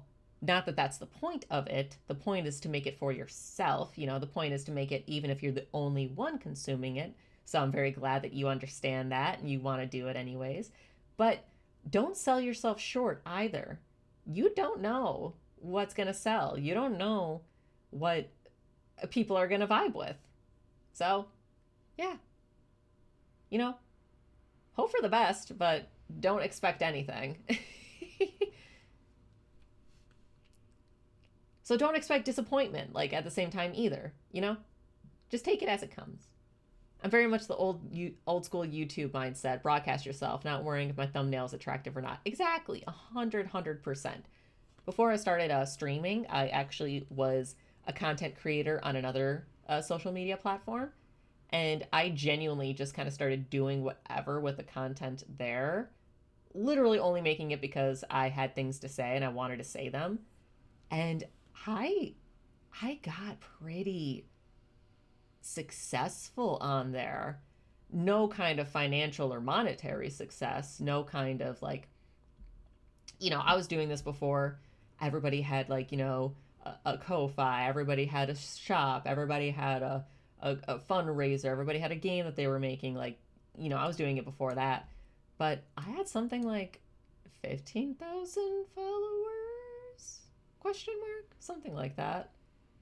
So it's like, I know like the capabilities are within me. And no, before anybody asks, I was not streaming. I was not a VTuber. I am new as of last year, you know, when I started streaming. But no, I was not a VTuber in a past life. This is the first time I've been a VTuber. This is my first time VTubing. I just wanted to put that out there before any rumors started spreading because I wasn't clear. I was a content creator, but I was an IRL content creator. Okay, there we go. I feel like YouTube is cluttered with same old style shorts and stuff. I'm trying to dial back to the old days when the big creators took months between videos. Yeah. 100%. It's kind of crazy how how do I want to say this while still being diplomatic? It's kind of crazy how we as like audience members it's kind of crazy how like we as audience members have developed these expectations, almost entitlements of what content creators should and shouldn't be doing. Because people forget, like, it's fucking YouTube. Anybody can make a YouTube video. You, viewer, watching this at home, yes, you can make a YouTube video. My super sneaky secret rumor was that Persika was actually a real primate and learned to talk. Aww. You know what? That's the lore. That is the lore. Aww. That's so sweet. Please feel free to spread this rumor. I would love nothing more. Did y'all know Persika is an actual primate? Oh my god. But yeah, so yeah, all that being said, make shit because you want to make shit. Do it. I don't know if I have a self-promo channel in my Discord or not, but if I do, or if I don't, then I will make one. But if I do have one, then yeah, feel free to use it. Well, I guess you're not utilizing it just yet. So there will be one by the time you are ready to utilize it, and feel free to do so when there is. What's a VTuber? Human work. The only time I make shit is when I visit the bathroom. Stop. Okay, we're moving on. And you're gonna fucking love this. There is a culprit that has been stealing the bones. Scoundrels of the soil. I forgot I had my Hamburgers of Capri the bush. Sun. The mischievous skinks, known as Malayan porcupines. They are the reason for the disappearance of the bones. Look. Thief. It's written all over their face. One thing scientists... I forgot that was the reason. I forgot that was the reason. I remembered why the teeth were being sold or attempted to be sold. So first, in my head, I thought that was like why all the bones were gone in the first place. I forgot it was fucking porcupines. Oh yeah, no problem, Retro. Don't even worry about it. I know some people have like, you know, the policy of no self-promoing in my server, which is totally valid. I 100% get it. I just personally don't care. noticed about the teeth of Gigantopithecus is that there was extensive gnawing all over the roots, clearly from some sort of rodent. What you might not know about porcupines is that they eat the shit out of bones. They go to absolute town on bones. They need them to obtain minerals to maintain the condition of their quills. Porcupines are capable of dragging relatively large bones back to their dens and are known to fully consume bones and the roots of teeth, leaving Crazy. crowns, because they don't really fuck with enamel. So, hence the Gigantopithecus teeth. So it's unfortunate that porcupines are not more concerned with scientific discovery, because now this situation exists. That's not wild. to say that porcupines have eaten every single individual Gigantopithecus that ever lived. They probably just ate a lot of them, and other animals probably played a part too. So it's just a condition of the region that's making it harder for scientists to find what they're looking for. So clearly there's still a lot we don't know. The life of Gigantopithecus is still a huge mystery, but luckily there's a lot you can learn from the teeth of an animal, and their presence in certain areas will tell you a lot as well. So let me give you a breakdown of what we know so far, as well as educated assumptions that have been made. Gigantopithecus seems to have been alive from about 2 million years ago to like 100,000 years ago. That last date is up in the air on my end. There were lots of dates across different sources. So let's just say early and middle Pleistocene. They were alive for a decent portion of the Pleistocene. And it seems like they were pretty restricted to southern China. There were isolated teeth found in Thailand and Vietnam, but they have not been confirmed as Gigantopithecus. So, uncertain for now. They were living alongside other primates like snub-nosed monkeys, langurs, gibbons, and orangutans. And more generally, other mammals like rhinos, tapirs, and even hyenas that were alive at the time in that area. For a long time, there was some back and forth on whether or not Gigantopithecus was a human species, like I mentioned at the beginning of this video. One of the earlier ideas is that they were an evolutionary offshoot of the genus Homo, or maybe a direct ancestor of the genus, which of course includes us, Neanderthals, the hobbits, and our ancestors, Homo erectus. Don't. Nice. Their teeth have very prominent features, especially similar to a specific group called Paranthropus. That's an extinct dead end in the hominin family tree. Other scientists disagreed, though, and thought they were meant to be classified as a different, specialized great ape. This disagreement lasted for decades, until those complete mandibles were found. Gigantopithecus was clearly no Homo. Why are you gay? Though similarly... Stop! Stop! Oh my god. Nothing more than superficial, and maybe just an example of convergent evolution, you know, where two groups evolved similar structures or morphologies in response to similar environmental conditions, like the wings of bats and birds. Gigantopithecus is now recognized as a great ape, most closely related to the modern orangutan. So, still closely related to us, but not in our direct ancestry. To get a general idea of their size, scientists have compared their teeth to the teeth of modern great apes, you know, that comparison fucking cross multiply shit that we talked about in the shark video, and have come up with a maximum I don't know about that. 1,000 pounds, with more conservative estimates placing them between 400 and 600 pounds, which is so fucking big, dude. I've worked with some pretty massive Siberian tigers, and they were not even 600 pounds. They were like 550 pounds, and they still, like, I saw them every day, and every day they looked like a fake animal right in front of me. And so 600-pound ape is just fucking nuts. That is insane. And Gigantopithecus was likely about twice the size of modern gorillas. That's crazy. Wait. I want to pause on the gorilla. Insane. And Gigantopithecus was likely about twice the size. Something twice as big as a fucking gorilla.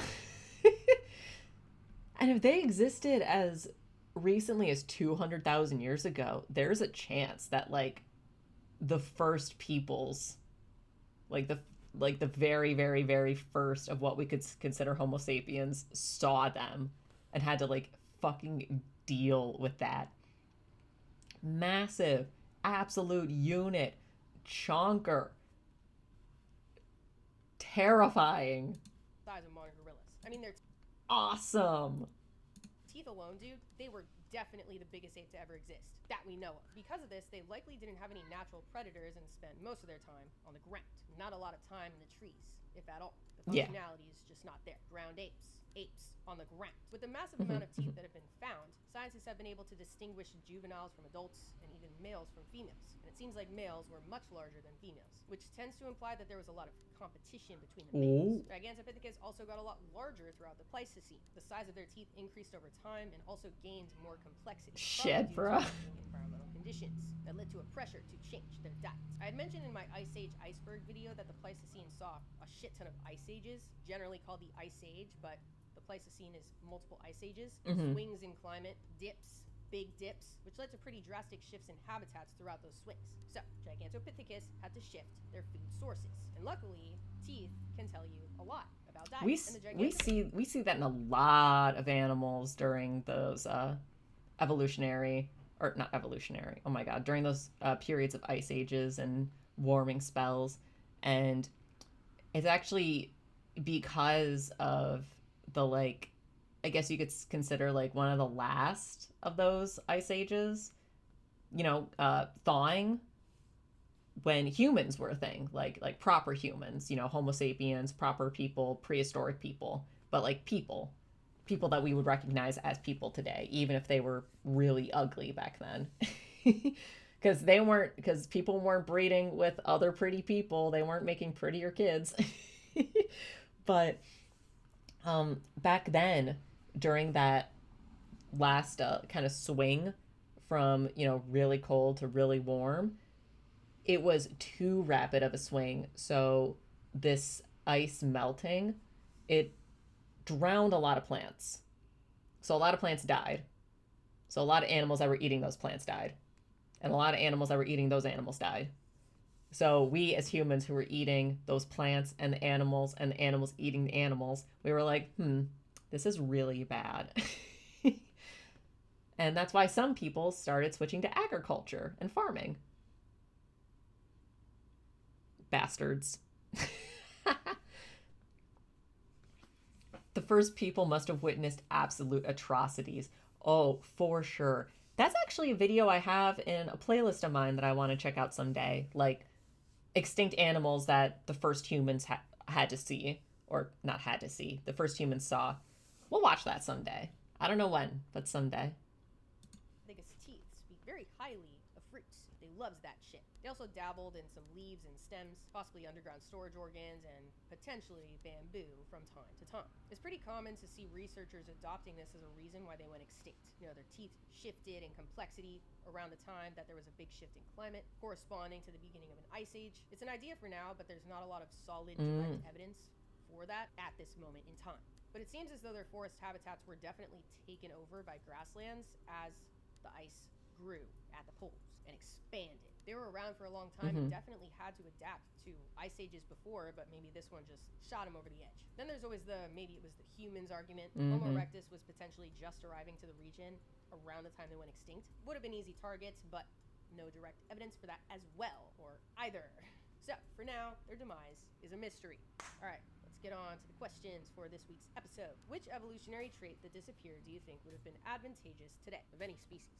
So, when I was doing research for the dino disease video, I came across this paper that had this really short little paragraph referencing a different paper about how there's evidence that our ancestors from 350 million years ago, like the early stem amniotes, which I'm going to get to in the History of Life on Earth series, display evidence of regenerative abilities. Oh, like shit. salamanders, like able to regrow parts of their limbs or full limbs. It was such a short paragraph, and I went to the paper that it was referencing, and I could not access it even with Sci-Hub, so it kind of just ended there. I probably shouldn't be bringing it up now because I have not confirmed it, but I did read it in a paper. So if true, that's fucking crazy, and it's crazy that the earliest groups of our ancestors could have possibly been regenerating their limbs, and now we can't. So, Man, how do y'all feel about that? Like, I understand it would be more helpful than not, but that is kind of freaky behavior, and I don't like the idea of a human being being able to regrow an arm. But that's just me. I'd like to hear your thoughts on that. But yeah, that's Gigantopithecus for you. Super cool. Yeah.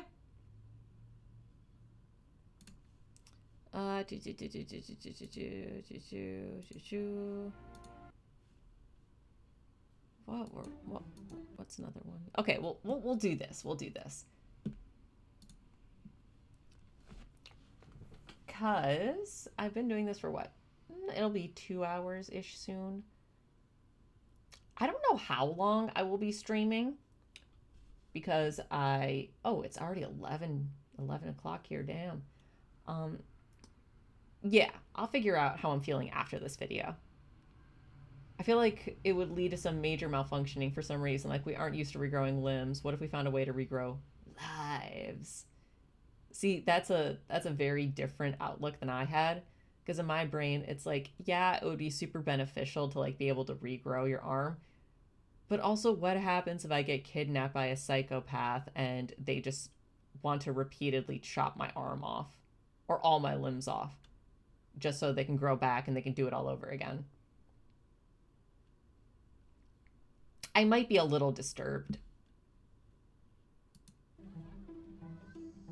We're going to look at cute primates at the zoo now as a palate cleanser. Okay. Subtitles. Captions. Whatever. Ooh, oh, my feet! No. Congo gorilla forest is No, not my faves. Never mind. the Aw! survey shows the similarities primates have and also the differences.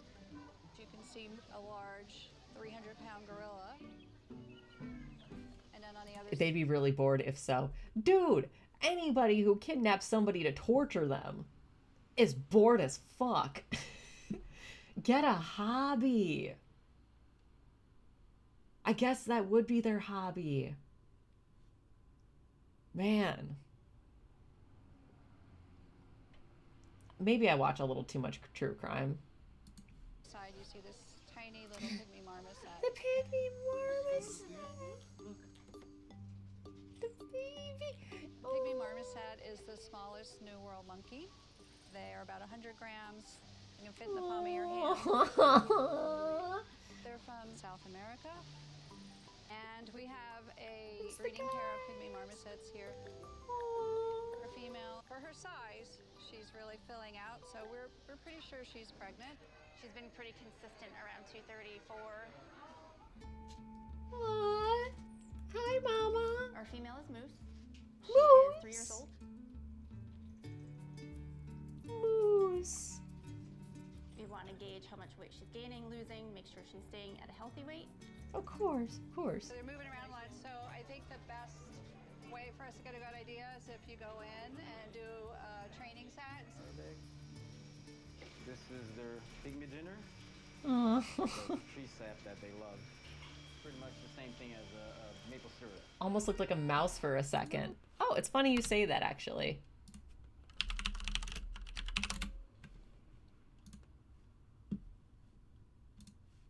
Behold, the mouse lemur. Isn't it cute? Isn't it cute? Lemurs! Yeah, I think technically speaking. Hang on.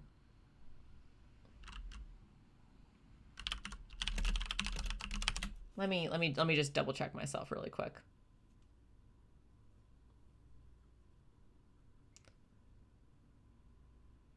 .1 ounce, 3.6 inches.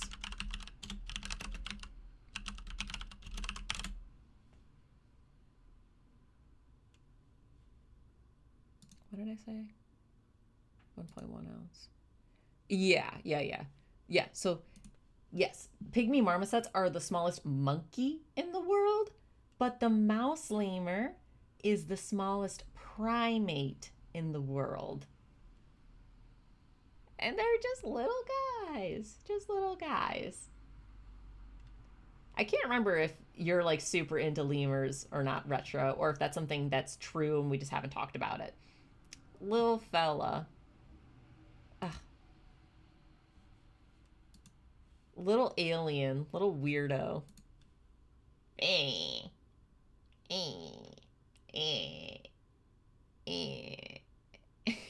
I kind of look like him. Always love lemurs thanks to Madagascar. Oh my gosh. You know, I didn't realize how many people like fucked with Madagascar so hard. So that's kind of cool. It's got lemurs. It's got chimples. Little chimples.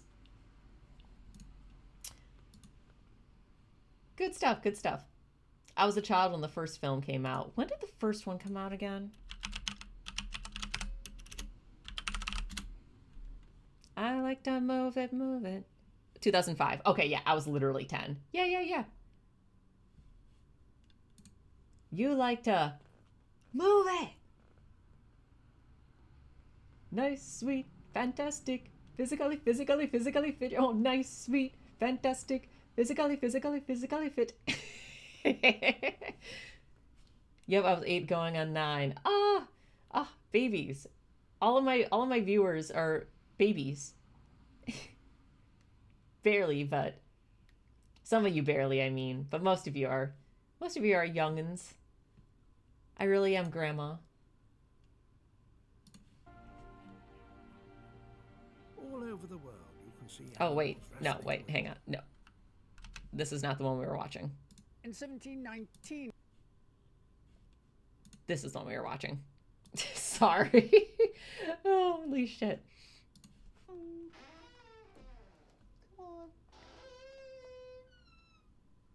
Oh my gosh. Hey, where's everybody? Gordon and Moose. Good girl. A good weight for them is about 140 grams. She's on the heavier side. She's about 250 grams. We do want to keep an eye to make sure she's not gaining too much or losing too much. She's so cute. Your turn. Come on. With these little guys, they are all over you. They're curious. They're so small, and they're just amazing animals. Little itty bitty baby. I'm excited to see maybe Tiny like 2 itty more bitty babies baby. and pygmies jumping all over the place. I think it's going to be very adorable. Oh, love that. The red ruff lemur is Oh, only more found in lemurs. forests on the northeast coast of Madagascar. They are critically endangered. Hi. You're cute.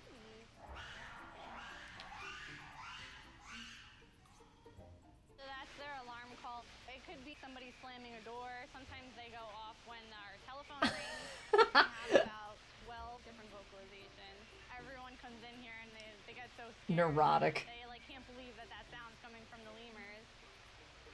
Shit, I couldn't. The red ruff lemurs that we have here at the Bronx Zoo educate people to conservation efforts to save lemurs in the wild. So it's really great. The dominant red ruff female that we have in our group, Nina, just had 2 infants. Unlike a lot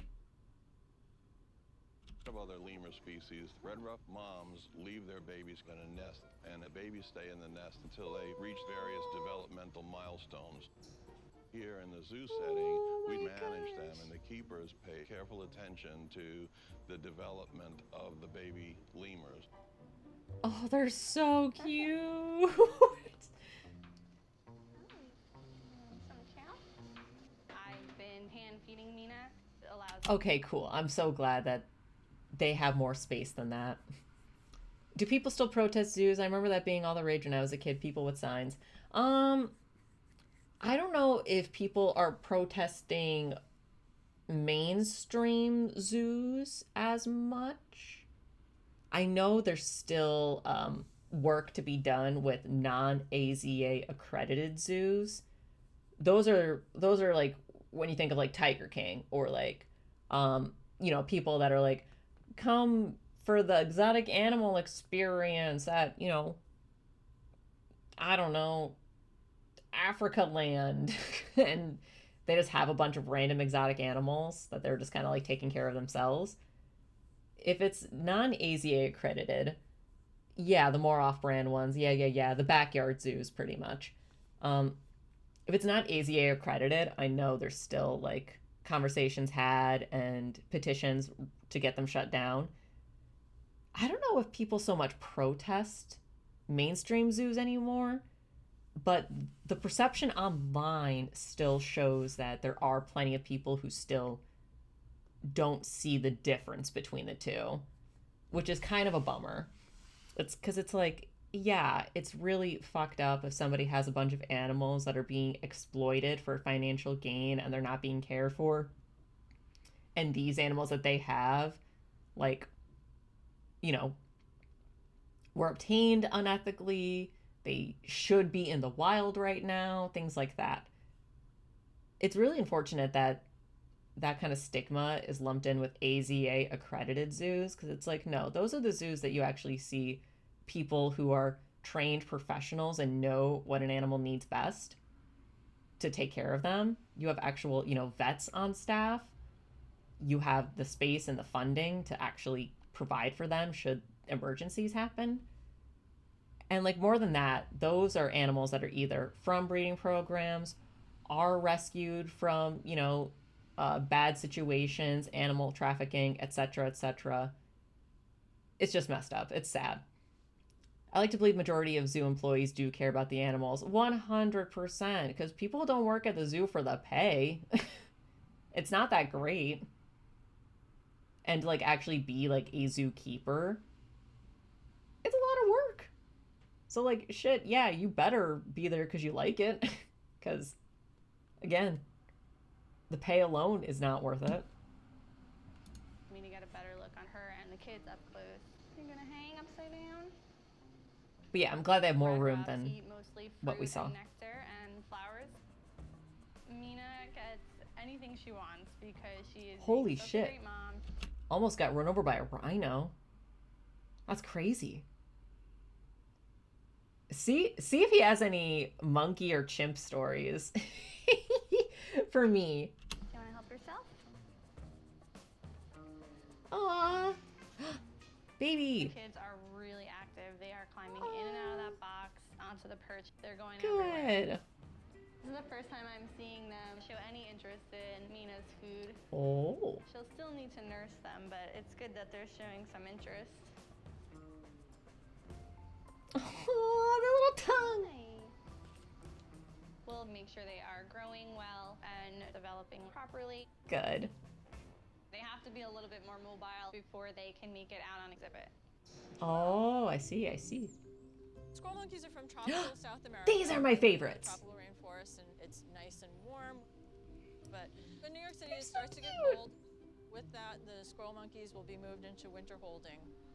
They'll go into a building where they don't have to deal with snow and the cold weather.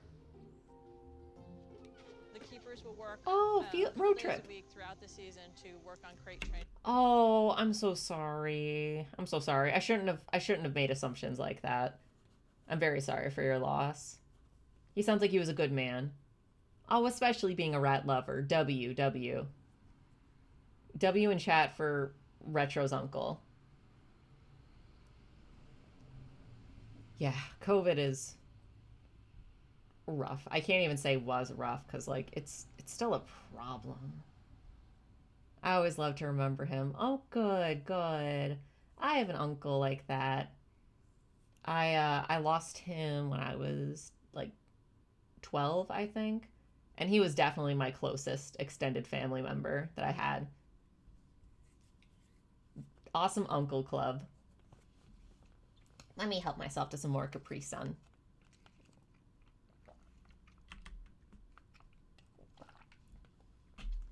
It's so fucking cute, these little guys just going like cat and dog carriers. Go into a building where they don't have to deal with snow and the cold weather. The keepers will work a couple days a week throughout the season to work on crate training the squirrel monkeys so that at the end of the season, the animals are comfortable going into into the crate. Oh.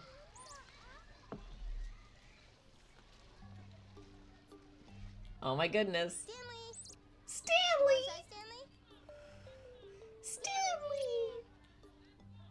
Stanley! Good job. We continue the crate training process each year to maintain the behavior, but for the youngsters, this is a whole new process. There's so many! We have 6 squirrel monkeys out on the island. Oh, I fucked up. I fucked up real good. Ooh, that was...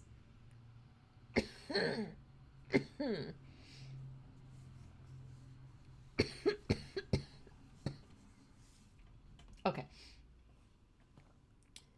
Him and I didn't get along at first, but later in life bond strengthened. It was such a wild summer. Oh, that's super cool. Not cool that you didn't get along at first, but like cool that you were able to get past that.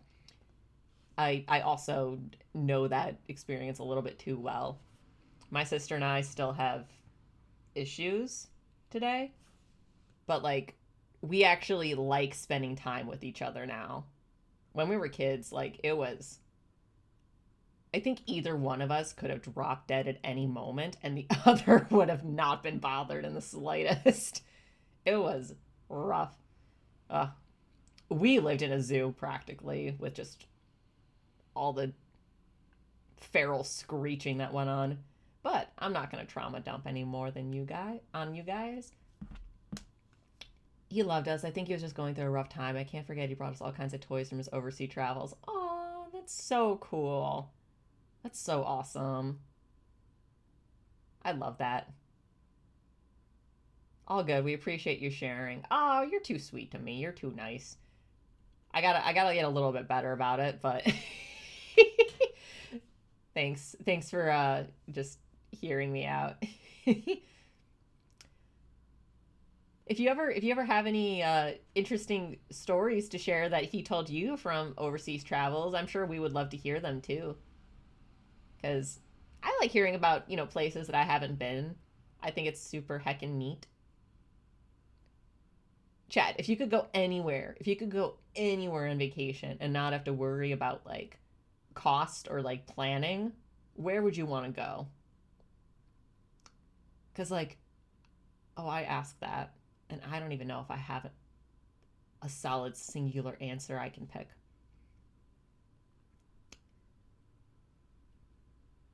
I don't know. I might have a really nerdy answer. That's actually not too surprising when I think about who I am and what I share with y'all. Funny I mentioned him. I found his Christmas ornament from 1991. Ninja Turtles. My last Christmas home. I'm going to the Navy. Oh my gosh. Wow.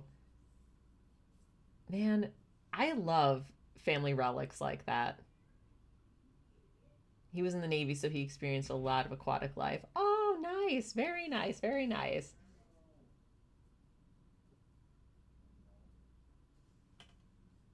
Sorry, I heard my neighbors outside. Still preserved in the box, too. Aw, that's awesome.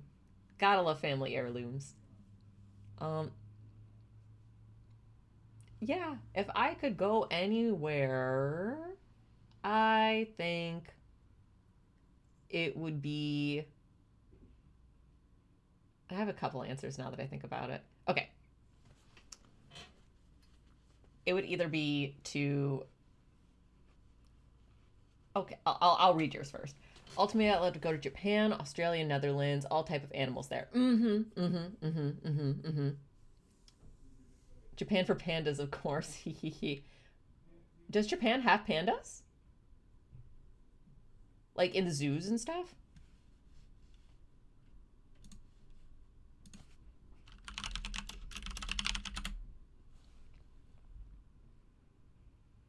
Oh, no shit. No shit. No, that's China. China is known for their pandas. Easy mistake, though. Nah, you're good. You're good. You're good. I knew that there was something about pandas in Japan because pandas are not that common in zoos. Don't cancel me. I have no money. You're good. You're good. You're good.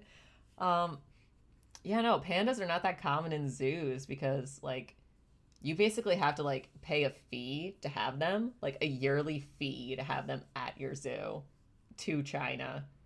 And you got to pay them even if your panda at your zoo has a baby. It's wild. And it's like crazy when you think about it too, because you would think it wasn't the case if, you know, you were that concerned with the conservation.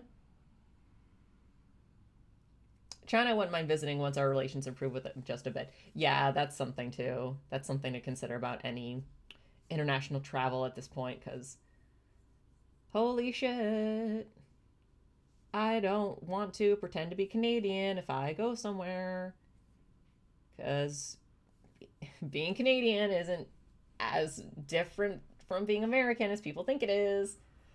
But anyways, I think if I could go anywhere and not have to worry about cost, managing like plans, orchestrating things, or, you know, kind of geopolitical relations. Hispanic don't speak a lick of Spanish. Nice. If I could go anywhere barring those three things, then I think I would pick India. I've always wanted to go to India. I'm very just fascinated by India as a place. There's a lot of things I enjoy about it, including the monkeys that are there. I like rhesus macaques. Besides India, though, taking a trip to Africa and stopping in two places, because I would want to see gorillas. I would want to go see gorillas wherever they may be. So somewhere in like the Congo region. But then I would also want to go super south. I forget which country it was in, but the Star Cave System, the Star Cave System in like the southern part of Africa is where we found a lot of human ancestor remains. So I just think it would be super cool to like be there in person and have that experience that Lindsay Nicole was talking about in the video earlier of just like, you know, knowing millions of years ago these species walked here and lived here and stuff. I think that's pretty heckin' neat. But for my last choice, it would be something a little bit more domestic. I would love to go back to Alaska. That might have been like one of the best vacations I've ever been on. It was just, everything about it was perfect. The only downside, there were only 2 downsides to that trip, but like neither one of them were the vacation's fault. One of them was I lost a water bottle. I had a water bottle that I got at a vacation prior that had a bunch of stickers on it. It was really sentimental. I left it in a bookstore on accident. So I'm never going to see it again. And besides that, I did get my period. And I was not expecting it. So that was just very annoying and shitty to have to deal with on like the second to last day, or maybe the last day we were there. But besides that, it was a perfect vacation, like perfect in every way. So yeah, I think those would be the 3 places if I could, well, I guess technically 4 places, but 3 vacations I would plan. I'd say Amazon rainforest, but watch me find one of the poisonous frogs. Well, I mean, as long as you're not going to like eat it, you're going to be fine. They're poisonous, not venomous. So like, don't do that and you're good. I also wouldn't like recommend doing the poison dart frog drug. Just personally, I would not recommend it. I can see like the appeal of wanting to try something that is so unique and different, but no, not necessary. But yeah, no, there's quite a few monkeys at this zoo. Oh, you don't know about this? I mean, this drug has been used like for probably thousands of years at this point, by indigenous peoples, by tribals peoples. And it's used for shamanistic purposes to, go into a trance-like state, either to, communicate something with a higher power or receive enlightenment. It might be used for a coming of age ceremony. It's one of those kind of drugs. It's not like somebody's making meth out of frogs.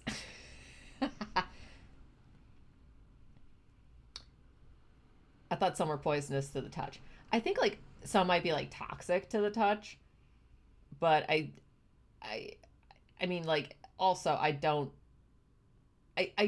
think a frog accidentally jumping on you is something you need to be worried about. I think it's more like, do not manhandle them because exposure to your skin for an extended period of time is not good, is what I imagine it to be. But I am not an expert.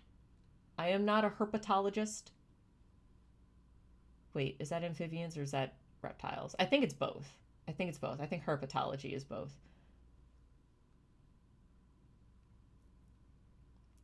Killer bees in Africa, though. No bueno. Yeah, that is fair. But Japanese hornets in Japan.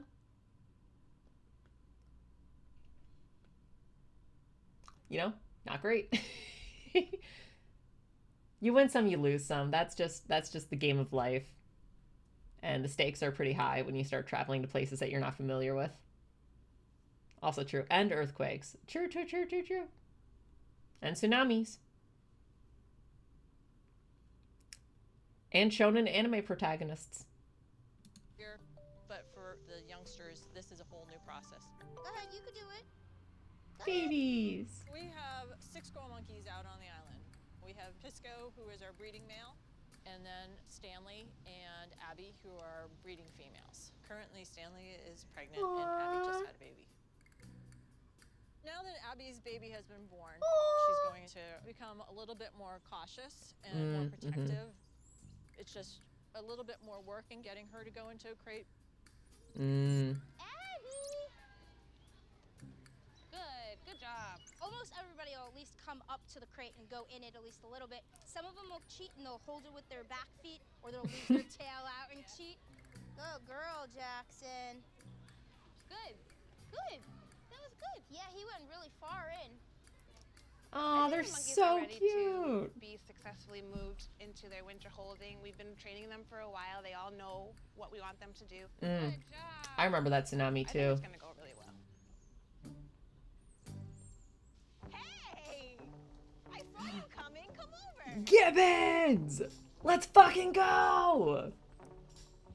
That's my boy. Good job. Oh, he's Milton. Gibbon, and his girlfriend Chiyu is over there. Chiyu. I see you, crazy girl. Come here.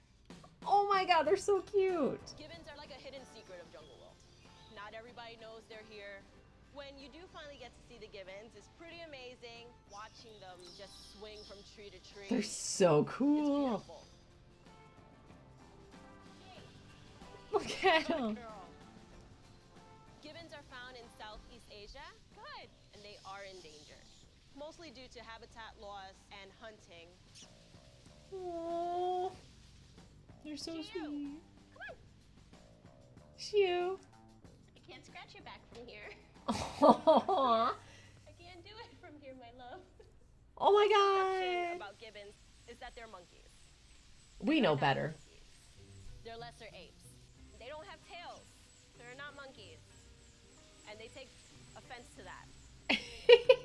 I like her. She's cool. Oh, I see them coming across the hill. And of course, Baboons? Gore is leading the group. Yeah, or He gelatos. definitely is the one that's watching everything all the time. Gelatos? Yes. He seems like he's kind of patrolling. Yes, let's Gelatos go. are very temperamental. If they notice any little change, they will be patrolling for a little while. Okay, so I think my breakdown is squirrel monkeys are my favorite New World monkey. Geladas are my favorite African monkey. An old world monkey outside of Africa, I haven't decided yet. I'm still there's so many that are just so good. I love all macaques. I love langurs.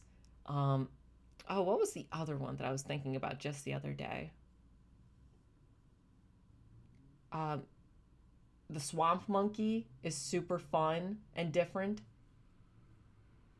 So I haven't decided on a old world excluding Africa favorite monkey yet, but geladas are definitely my favorite monkey from Africa. I just think they're heckin' cool. My zoo is pretty boring in comparison. No gorillas. Oh, rip. I am so sorry.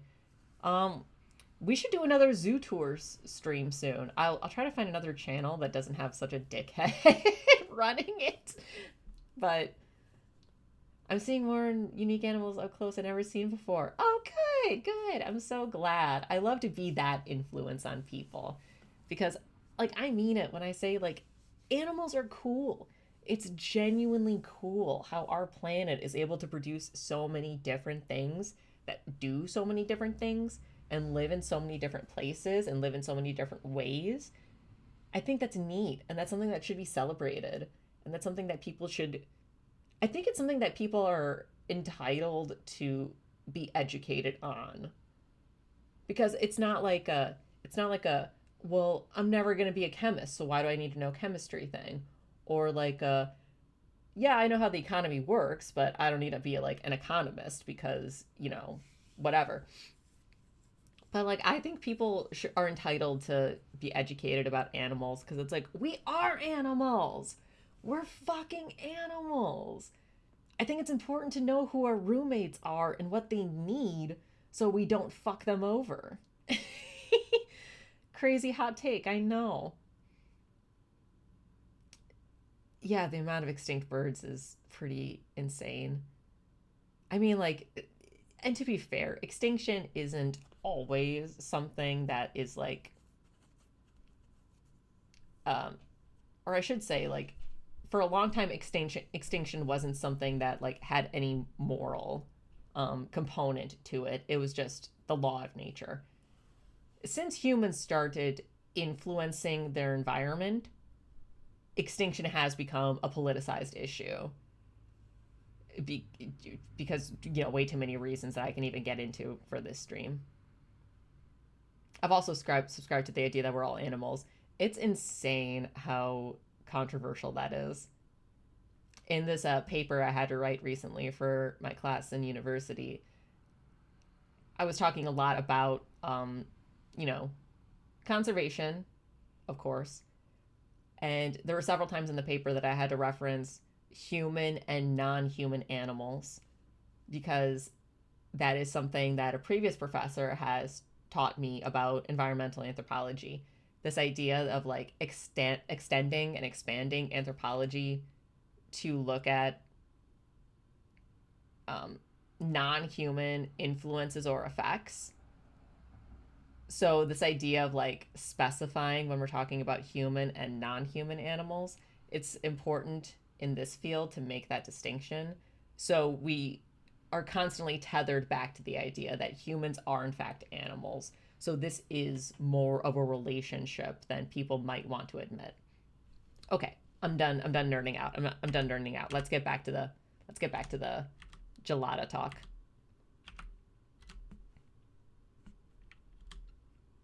Especially my field of study. Yeah, exactly.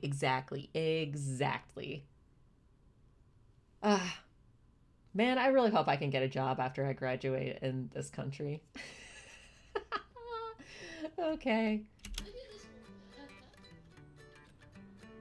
Oh, I see them coming across the hill. Okay. And of course, Gore is leading the group. Why is his name Gore? Gore, he definitely is the one that's watching everything all the time. Yeah. He seems like he's kind of patrolling. Geladas are very temperamental. If they notice any little change, they will be patrolling for a little while. It just might be someone that looks out of place. Someone might have a large hat on. could be anything that is slightly distracting. Gore is the dominant male of our large family group. Last year, Gore had some health issues. Aww. A cardiac device had been implanted so that we could monitor any possible heart issues. Ooh. We were concerned a little bit because this could affect breeding. I can't look. I can't look. Perfect. But lately, he was breeding successfully. I am so He sensitive has to that sired shit. A brand new baby. And there you can see little baby Eshi riding Eshi! on the back. I will never lose that amazement in watching how quickly primate babies develop. Oh my god! Eshi has just been a model student. She's just ahead of the curve in every way. She's so cute. That speaks a lot to Gemma's mothering. Gemma is our dominant female. This is not her first baby. She's had a few, and I think she's just a pro. Eshi. Geladas don't so much walk as they hop and flop. Sometimes walk in and they'll be doing headstands. They love somersaults. Very energetic. Oh wow. We have a whole new generation of geladas growing up here at the Bronx Zoo right now. The fact that we have geladas at every age level for people to see, I feel is very important. I love that. What are you doing?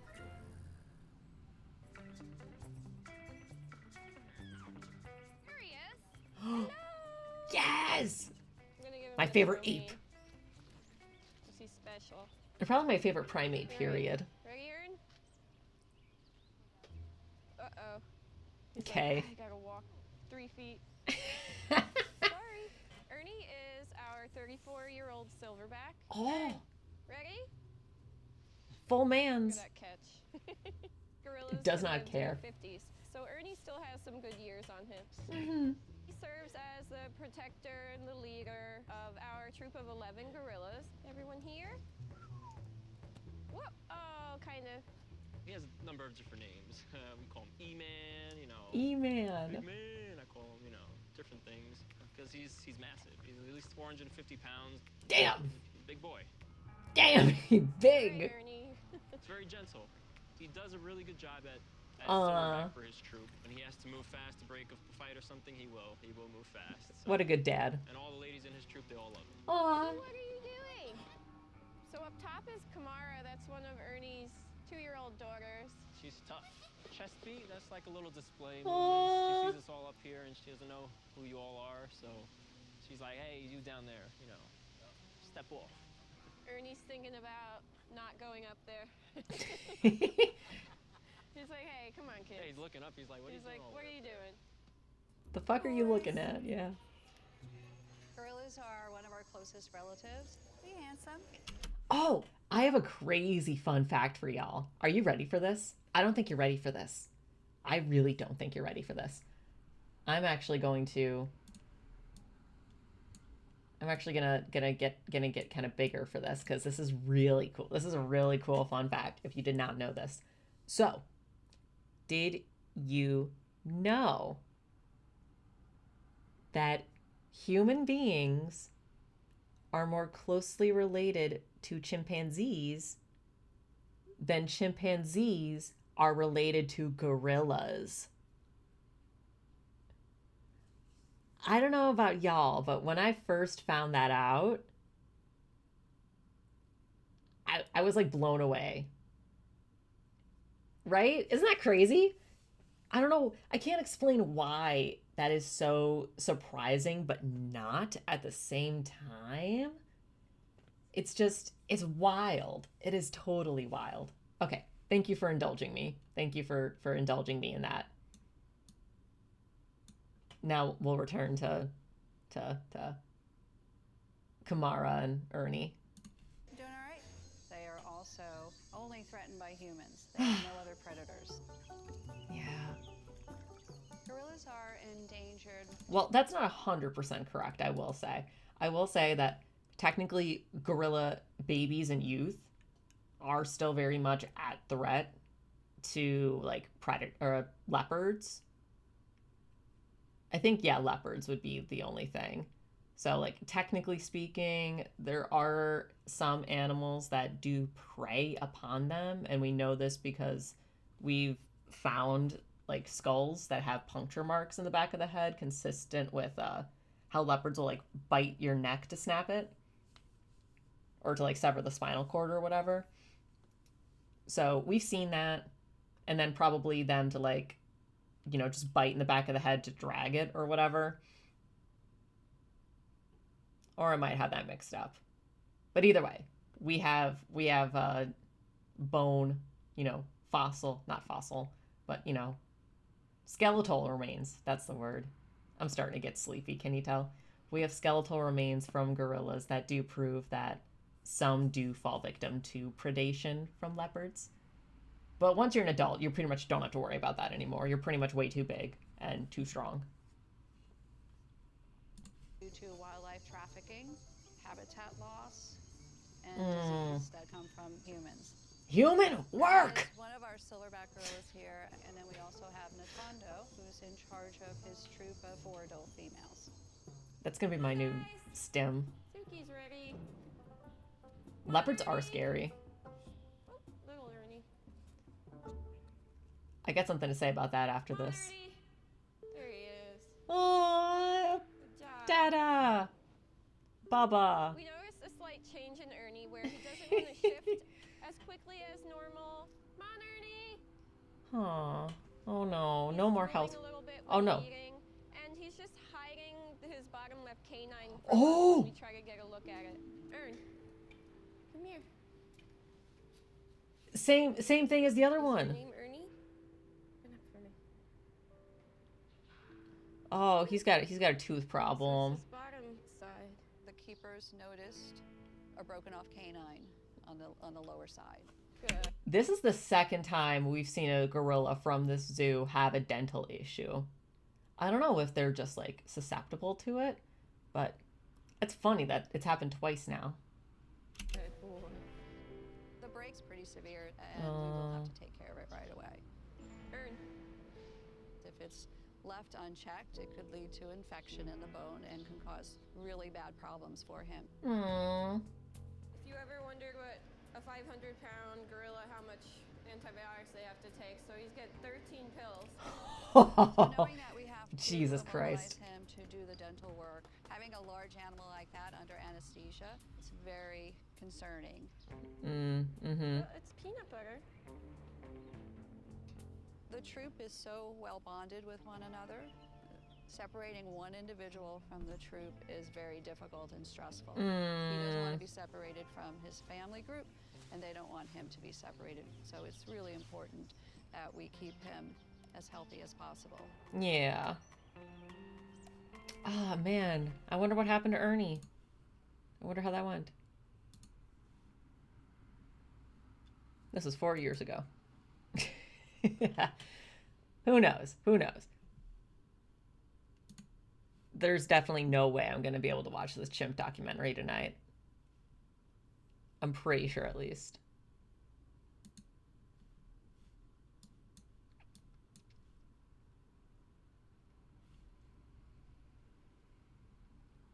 Is there any other...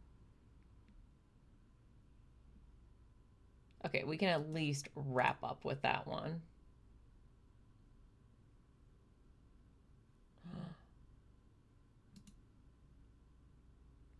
Okay, yeah, we'll do this one, and then we'll end up with the chimp note.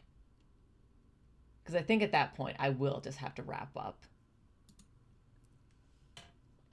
I want to start planning more content for y'all. I want to start planning some actual stream activities again, some events, some regularly scheduled programming. I want to do all that for y'all. But tonight I just wanted to come back. I just wanted to come back and say hello. I am here. I live.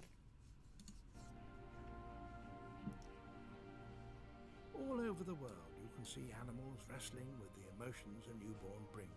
Oh yeah, this one's all about momhood, motherhood with primates. So I'm very excited. Mothers and babies. But it's clearest in primates. In Madagascar, ring-tailed lemurs have to stay together to survive, particularly in a drought. And it's always a pleasure to be here, Retro. Thank you, thank you. One of the babies is too weak to hold on. No. Lemurs can't easily carry their young, So the mother faces an appalling dilemma. No. If she's separated from the others for too long, they could attack her as an outsider. That's fucked up. Between her baby and herself. No. The mother moves to follow the troop. But she returns 5 times. Her mind must be struggling back. Stop. Wait, this is so sad. What the fuck?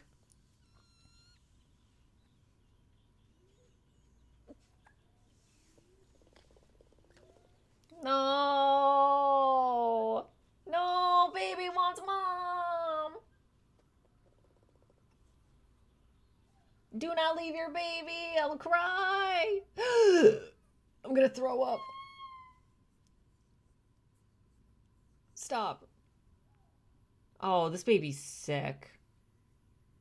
Oh, no. Many scientists believe she feels emotion and is thinking about her feelings. It's called affective consciousness.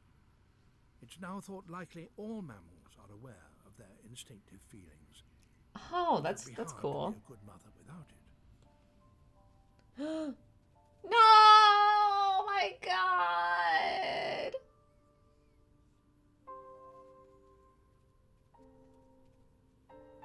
Oh my God. I'm so sorry, everybody. I am so sorry. No.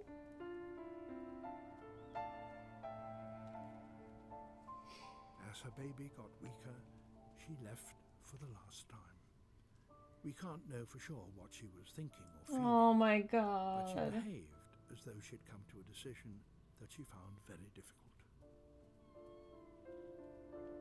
Oh no!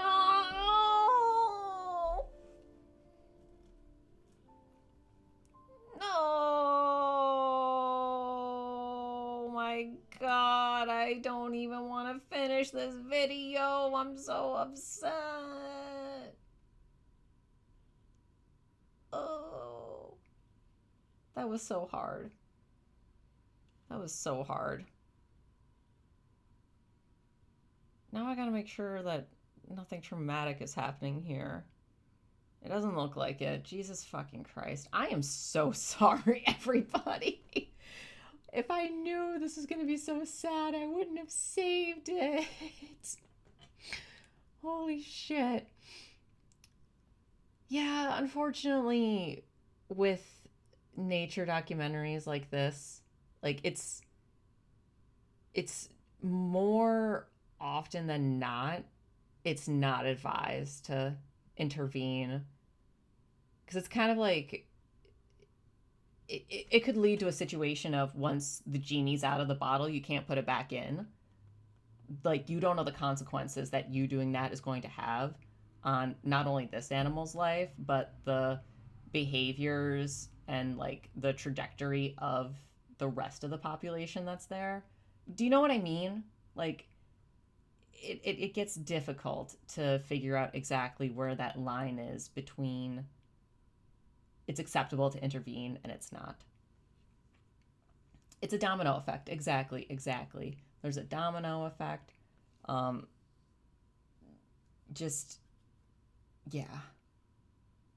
And it's also like, again, the law of nature is the law of nature. That should not be intervened with. Really? I will say the caveat, like the exception, the nuance that I find in this is if you see an animal that's suffering due to a human caused action, like, you know, if there's like, you know, an issue of deforestation, you find like, you know, a koala in a deforested area or something, and it's like, wow, there's like, this is human work is why this animal is suffering. So it's not this animal's fault. It's not the natural order. I think in those circumstances, it is acceptable to intervene. Exactly. Human work. I think it's okay to, it's got to be redeemed. It does. You're right. I have to make a note of that before I forget. Oh my God. Wait, sticky. There we go.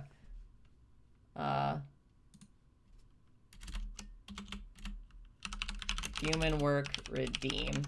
Thank you. That is such a good point. Perfect. Shit, what was I? Losing my train of thought.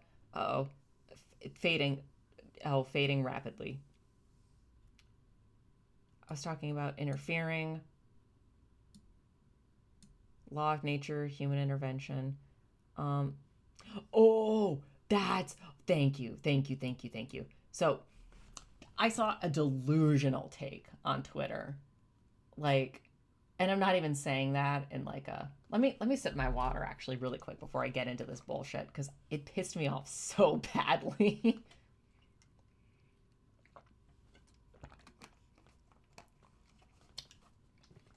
Y'all aren't ready for how dumb this is. So apparently there's a conversation happening in the sphere of like animal rights activists and like, God, I don't know what you would even call them, evolutionary activists or some shit.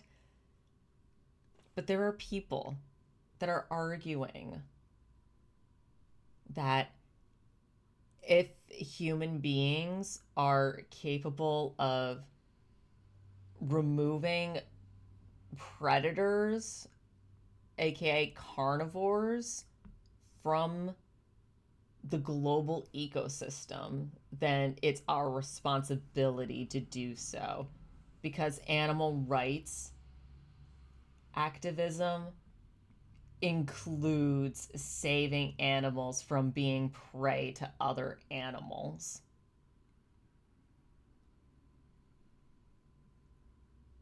And like, that is the dumbest fucking thing I've ever heard. Like, I can't begin to describe to you how many issues I have with that argument. Exactly. It is a textbook hubris.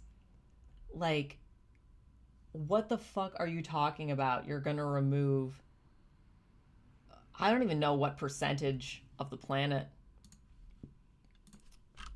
What percent of animals are predators? 63% of all fucking animals eat meat. Including the ones that are considered herbivores. Like, what the... That is just... It's such a good example of people becoming spokespeople for situations they have no comprehension of. Like, any biologist would tell you that's ridiculous. Any evolutionary scientist would tell you that's ridiculous. Any ecologist would tell you that's ridiculous. Any environmental anthropologist would tell you that's ridiculous. I feel like any scientist really would tell you that's fucking ridiculous. A lot of the reason we are good terms of resources because nature for the most part is how it should be. We can't mess with that. Exactly. Like, it's all there by design. Like, dude, fucking plants know when animals are eating them. Are you gonna be a plants' rights abolitionist next? No, you're not. And like, okay, I got into an argument with somebody on Twitter about this because, thank you, by the way, for affirming that this is fucking nonsense, shenanigans, tomfoolery, etc. I guess we gotta kill all the plants. I mean, it sounds like we gotta kill everything except plants. Even the carnivorous plants gotta go too. Like, what the fuck are you talking about? Exactly! Venus flytraps are carnivorous. There are plants that eat animals. Holy shit. The pitcher plant will eat birds and frogs. I got into an argument with somebody because they just kept trying to like emphasize how like biological predation of animals, like the act of eating another animal because you eat meat. They were talking about that being a moral failing, more or less, is what they were saying. And I'm like, do you hear yourself? You are anthropomorphizing biology. You are ascribing your personal morals and ethics that you have as a human being onto non-human animals. And you are making judgments of how these animals should live based on your human sensibilities. That's fucking stupid.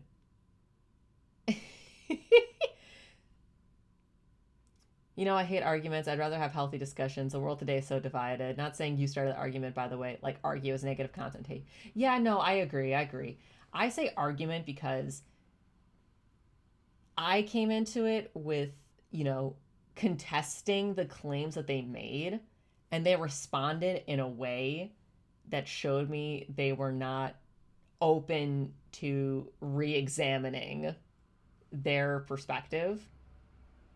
So it's like, okay, this is not a dialogue. This is not a sharing of ideas. This is me telling you you're wrong and stupid.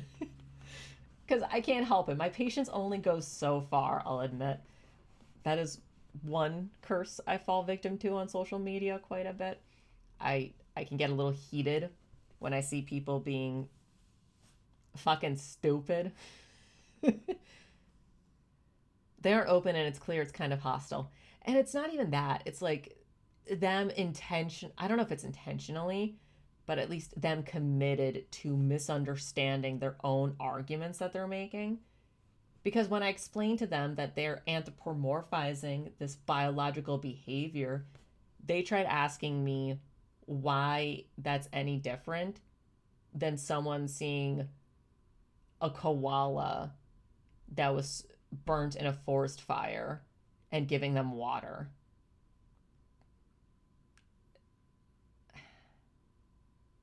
They said, well, how is that not anthropomorphizing an animal? And I was like, because fucking thirst isn't a human emotion based on human morals and human customs and human ethics. What are you talking about? Why are people like this? Why?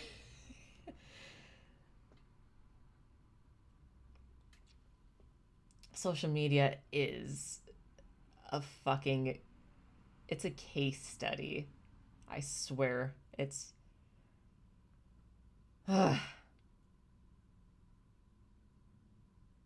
that shit pissed me off so much. You have no idea. Just because I'm a person who exists on the internet in this day and age, I know how impressionable Gen Z can be to like bandwagons, and I say that with a lot of love because I know Gen Z has a lot of hyper empathy, but I know they also have this curse of feeling like they need to belong, especially given what COVID has done for their social development over the years. So it's just this extra craving of validation socially from your peers. So there's a lot more pressure now.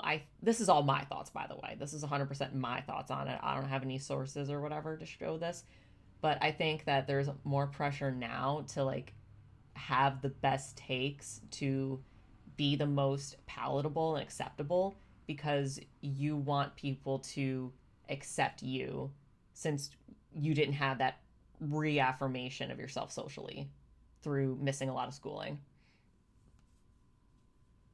Oh, COVID had such an impact on Gen Z's socialization patterns. It's not even like, I don't even know if we will ever be able to study the full grasp of it, just given how culture is changing. And I don't know the fate of social scientists in this country. I'll leave it at that. So yeah, it's just stupid and frustrating. Let's finish this video. I'm glad we were able to talk about something for a little bit and get our minds off of that just horrible thing. But Emotions are just instincts that you can feel, that you are aware of. I'm really old school in a lot of my beliefs, but I refuse to let internet negativity drag me down with it. I really just want to spend good vibes. Yeah, 100%. 100%. I agree. Unfortunately, I feel not a burden, not an obligation, almost like a duty. I feel compelled, I guess, to combat misinformation whenever I can. So, that's just me, though. Our genes and our past. It's not a fate I would wish upon anybody. But conscious minds can manipulate each other's emotions right from the start. Oh, she's gonna have the baby. A vervet monkey is born. Oh, it's a freshly baked baby. The baby meets a young cousin. I can't look at her eating the cord. An ally. Oh, God, no. I'm sorry. I'm sorry. For the teenage. I am so squeamish. There are certain things I just cannot see. And that was like 5 of them. Now that is love. I mean, shit, Dwight's mom in The Office bit the umbilical cord. In some cultures, actually, the mother eats the placenta after giving birth. Because a lot of people don't realize that you birth, you know, the baby and then you birth the placenta as well. Which, that's just a whole other reason why I'm never having a child ever. No. But some cultures, you actually eat the placenta after you give birth. And it actually makes sense because it's like nutrient heavy. So, yeah, certain species of animals and certain people have done it. Not for me. Never be on the menu. Never be in my body. Nope. Nuh-uh. Because, like, not to be too morbid on Maine, but neither me or the baby would live through the birth, honestly. with my luck, with my health. And I'm not even talking about just luck in general, but, like, just with my luck, something's going to happen, like, during the birth. There's going to be a complication. And just my health in general just makes it not good. I'm going to shut the fuck up. Sisters, it's a thrilling time. New baby sibling. Let's go. Beg any chance to hold the newborn. Aww. The high-ranking females don't beg. They grab babies and teach them who's boss. Oh my god. Aunties. Mothers have to be more protective. Aww. Cute. Cute. All right. This will be the last video we watch for the night because I will have to snack on something before I start getting ready for bed. I am so excited to sleep in tomorrow. Not worry about anything tomorrow. Everything is done. Oh my god. I took my exam today. I turned in my essay yesterday. I gave my PowerPoint presentation that I needed to give yesterday. Because this group project I was in all fucking semester imploded at the last minute, and I had to do everything by myself and do an independent project. It was the worst thing ever. I never want to experience anything close to that ever again in my life. So I'm very excited to sleep in tomorrow. I'm very excited to see my partner. I'm very excited to eat some good food. Very excited to just hang out and vibe. You deserve 2 naps and a sleep. You have no fucking idea. No idea. Like, I relayed the events of it to my therapist, and I'm not going to share the details of it you know, not only because I don't want it getting back to them, but also like it's just not necessary. It's done. It's over with. I just don't need any of that. But like, I just will affirm that it was not pleasant because I relayed the events to my therapist. I used specific verbiage that was used. I conceded points where I did not act in the best of manner. And hearing all of that, he said, based on what you have told me, that was an abusive situation. So good for you for advocating for yourself. Because by golly, I'm not going to be talked down to by somebody born after 1997. That's just not going to happen. I hate that I have that boomer trait, but it'd be different if this person was my fucking boss or they were a senior position at a company or something. But not when you're my fucking classmate. You're not gonna do that. I feel like we all low-key have that trait, to be fair. Maybe. Biological older sibling bias.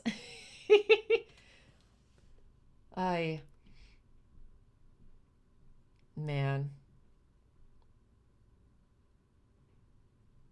I can't wait to smoke a lot of dank doink this weekend. I'm a little brother though, so it's like I'm used to it. I wonder if this person was an older sibling or a younger sibling. I never knew. Goddamn. So happy it's over. Okay, no subtitle. No subtitles for this video. But that just means I get to talk the whole time. Hopefully. Hopefully it's not just a case of subtitling is bad. But Project Chimps, by the YouTube channel Project Chimps, former research chimpanzees who had spent their entire lives inside and then outside cages explored an outdoor forest habitat for the first time at the Project Chimp Sanctuary. So I think this is a very sweet note to end on. We don't have enough content of chimps being pure and innocent. So I like it when we get to see that.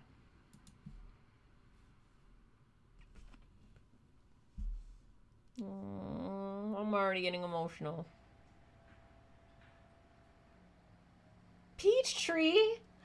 It's for us. Oh, I knew watching this video was a good idea. Oh, they're excited. Aww. Group of 9 females. Come on, girlies. Let's go, queens.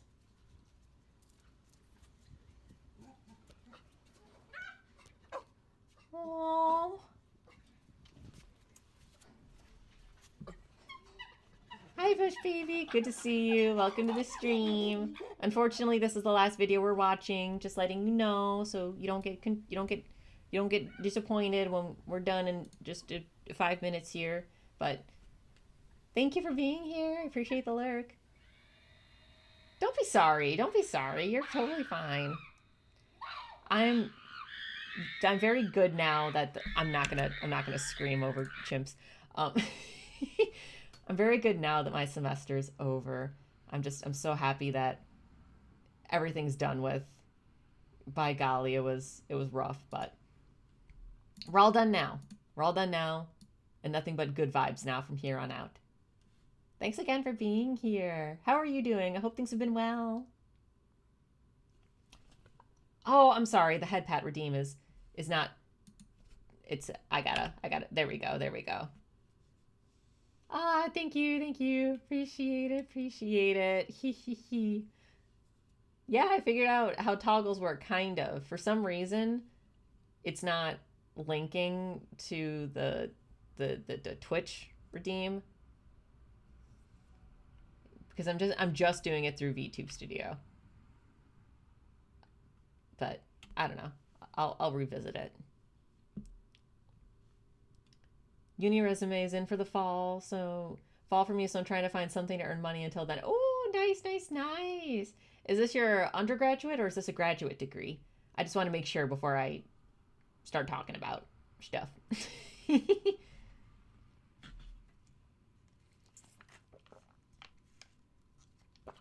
Sorry, I want a Capri Sun. Graduate. Oh, that's so exciting. Congratulations. Ooh, you're going to do great. I hope the search goes well and the job search, or not this. I hope the job search goes well. And I hope that the admissions process goes well for wherever you decide to go. Trying for full-time to finish in 3 semesters. Oh, nice. Ambitious. I like that. Yeah, I definitely will be rooting for you for sure. If you need to like vent about the process, my DMs are open. I don't know if we're mutuals on Twitter. I forget. But I think you're in the Discord. So yeah, if you need to talk about it, my ears are open. I don't have experience with graduate work. I'm still on the fence if I want to do graduate stuff. So I can only offer so much like input or advice, but at least I can validate you and like empathize with you. Yeah, no, think nothing of it. Think nothing of it.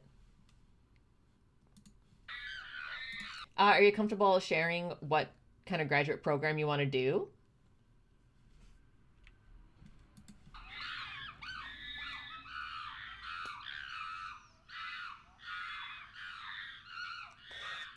Sorry, I'm taking a hit of my booth. The spice berry, if you will. Biodiversity conservation. Oh, let's fucking go! W! Love that.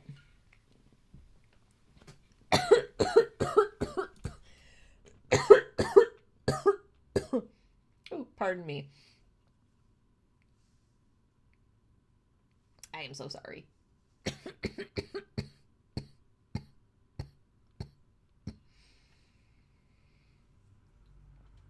Ooh, hoo, hoo, hoo.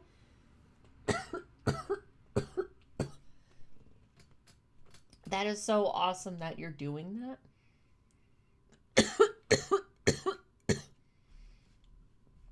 Do you have a Discord? Yes, I do. Let me grab the link.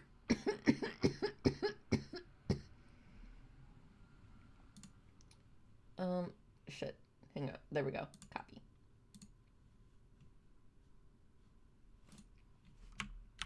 It is very much like it's very much under construction in the sense that there's not a whole lot going on yet. I want to like restructure it when I do my proper debuting and stuff. But this is at least a collecting place for people, primate fans, primate stands, Persika's little seedlings. It's a place for us all to gather and just hang out, talk. You can get some behind the scenes content. That's where you can see my previews of future models and art and things like that. As well as collab planning for when I start doing collabs. But it's not like it's not like fancy or like well managed yet. That will come. That will come in time. That will come in time. Oh my lord. I took way too big of a hit. Also, for context, we are watching research chimps be released outside for the first time. Like outside, out of cages for the first time. And we're looking at 2 groups. One, I think they said 11 females. How many did they say? 9 females. 9 females and 6 males. But we'll start all the way over. We weren't even a minute in. Yeah. It's a pretty cool Discord. Lots of cool people are there. And, you know, I encourage VTuber networking within it. I haven't made as many statements about that, but, like, VTubers, or I should say, VTubers. I'll keep it at VTubers. VTubers get a special role, which will allow y'all, yeah, you're in there, Retro. You're in there. Switch is in there. Plucky is in there. All my VTuber friends are in there for the most part, I think. I think for the most part, yeah. And they're all quality streamers. You should go check them out. There's, oh, you're a PNG tuber. Oh, okay. Shit. I will need to open Discord because I accidentally closed it because I wasn't paying the most attention. Okay. There we go. Then yeah, let me fix that. Where are you? Where are you? Where are you? There you are. There you are. Okay.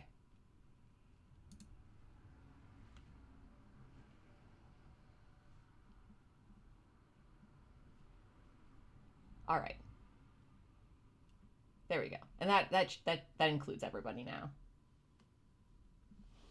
Yeah. Okay. Sec. Just started out, but the capture card is arriving next week. Very nice. Very nice. Let's go. Let's go. Okay. Oh, and there you are. Okay. Sick. And there. Okay. Yee. Wee.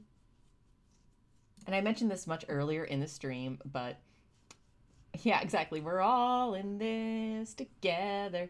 Once we know where we are, we're all stars, and we see that we're all in this together. And it shows where we stand, hand in hand, make our dreams come true. Together, Okay. You know, fun fact, I've actually never watched that movie, like, all the way through. I've seen a bunch of clips. I've seen, like, all the songs. Like, people have just shown me the songs over the years. But I've never, like, sat down and watched the movie start to finish.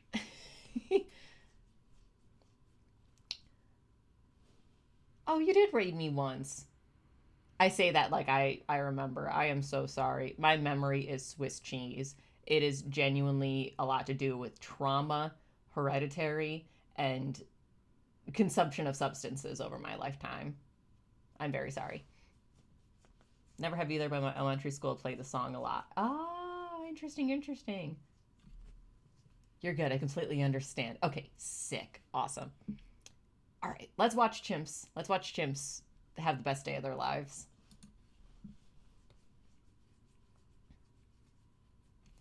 I'm also going to make a mistake and have this substance one more time.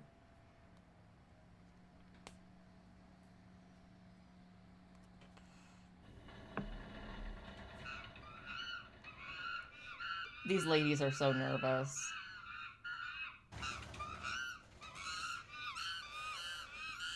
At first I thought they were just excited, but the way that we can actually see them like physically reassuring each other, that pretty much confirms, at least in my mind, that confirms that it's anxiety. It's not just excitement.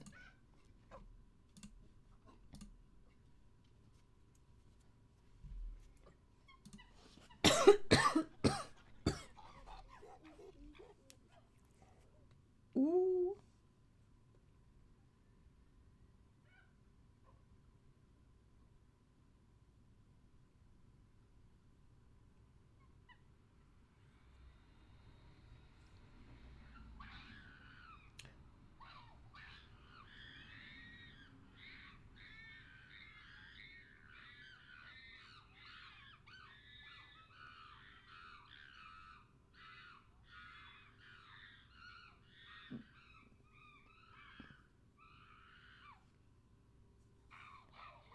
These ones sound more excited to my untrained ear. More excited than anxious. Yeah, because they're quiet now. They're so quiet.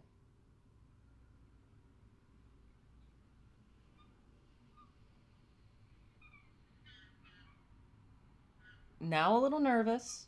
Now a little nervous, but not nervous enough to start hooting and hollering. Whereas the females, they were loud even while they were leaving.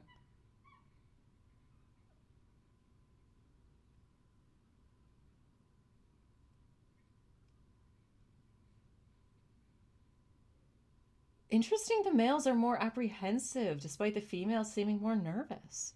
Oh, this one said, fuck out of my way. Lance. Hi, Lance. Oh my god, I'm actually gonna cry, you guys. I'm actually gonna cry. Because if we go back just a moment. Just a moment. Yeah, people rebound at that moment.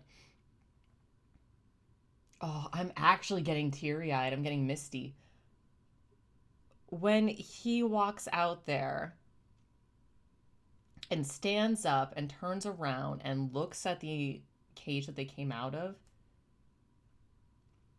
I'm not trying to anthropomorphize him, but just knowing what we know of chimps experiencing higher level thinking, you could tell he was contemplating. I don't know if he was contemplating like his past memories. I don't know if he was contemplating if he should go back inside, but you just see the gears in his head turning in a direction before he continues to explore. And like, it's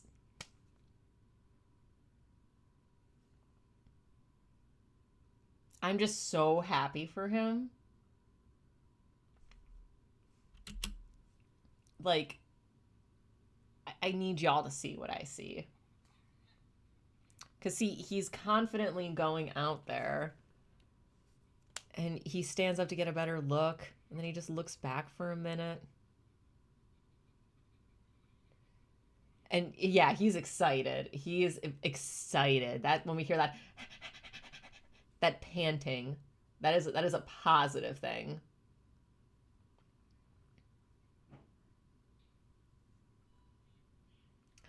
See? Oh my god.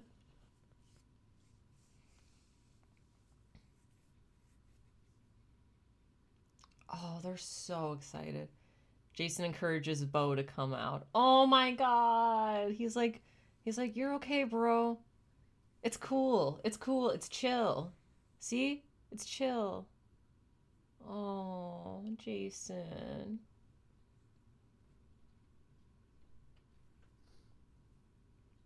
Oh.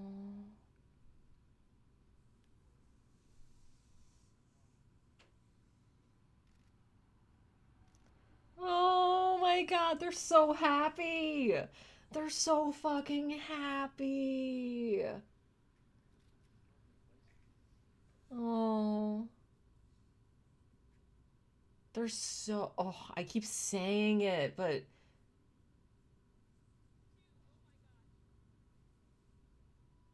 Aww. Oh my gosh, and the girlies. Oh, the girlies are so curious. Gracie, pretty lady. They're so cute, right? Sterling walks along the perimeter wall. Jason and Sterling. Oh, there's so many young ones too. Aww. Oh my goodness.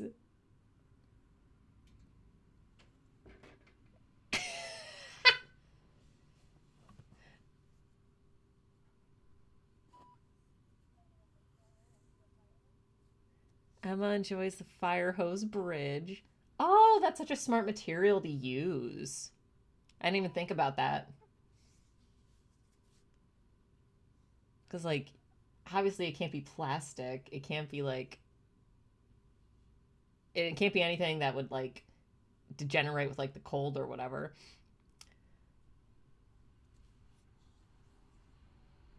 Aw, bless. That was so heckin' sweet. That was so sweet.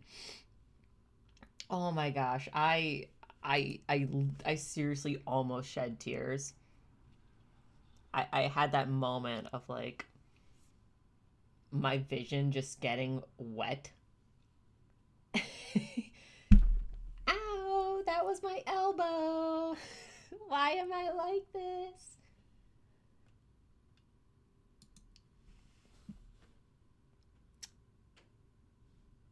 Oh, that was so nice. That was so sweet. I'm very happy. I'm giving that a like. I'm giving that a like. It was a very good video. I wonder what else we have from Project Chimps.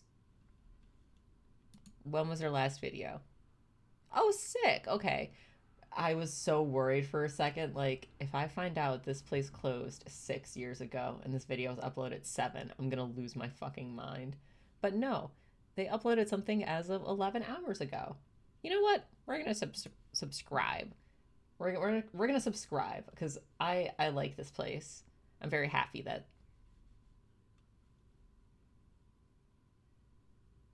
Oh, there's another Gracie. One in 2024. Aw. W channel. I like this channel.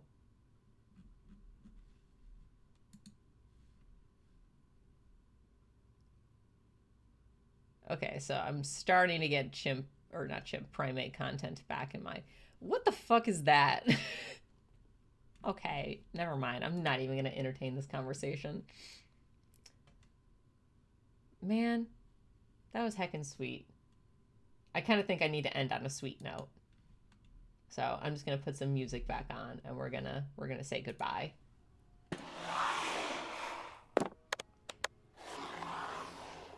All right. That was a whole roller coaster of emotions. This is not the vibe I want for this.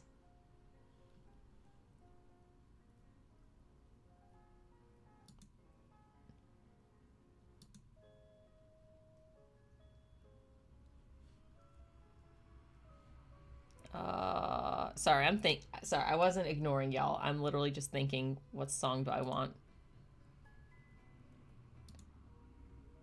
I want something positive, but still something like chill to end on. But not something that's like gonna make me fall asleep. Or sound sad.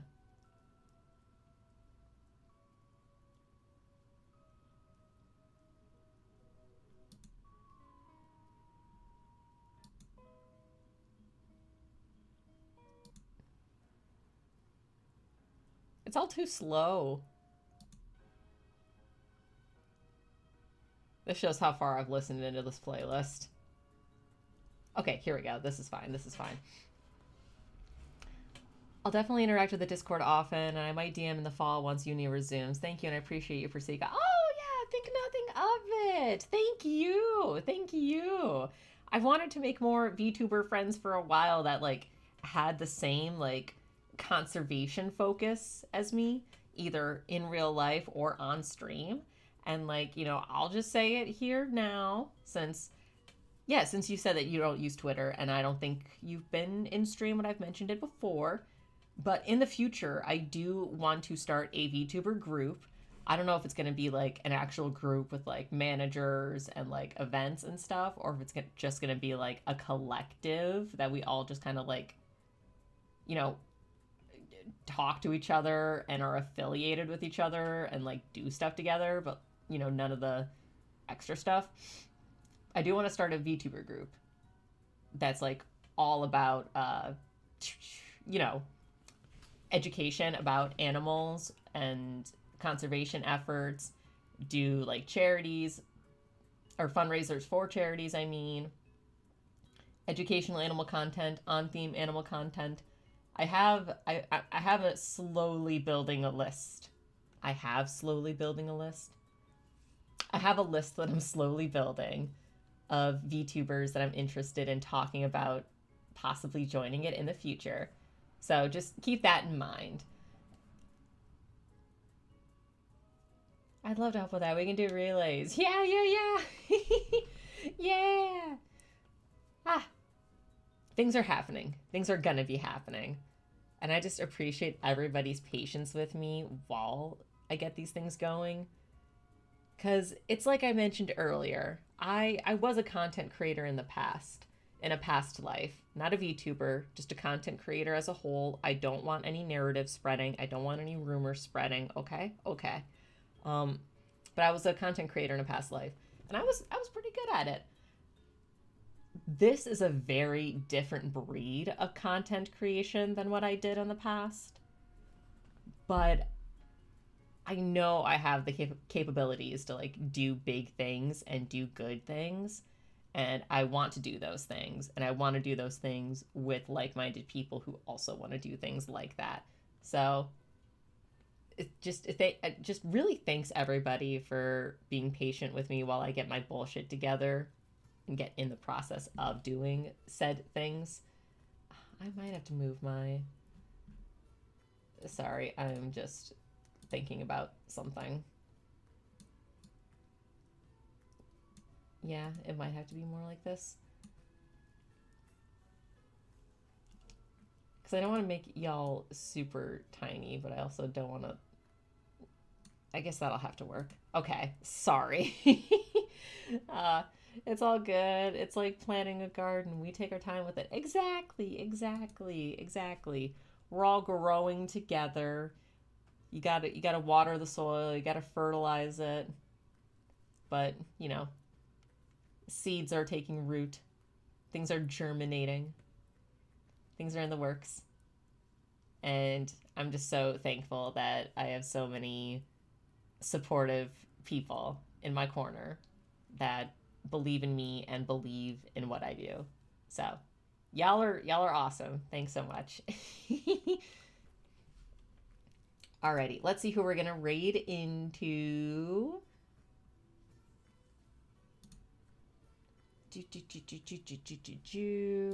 Anybody I know? Because I got mad anxiety about raiding into people I don't know.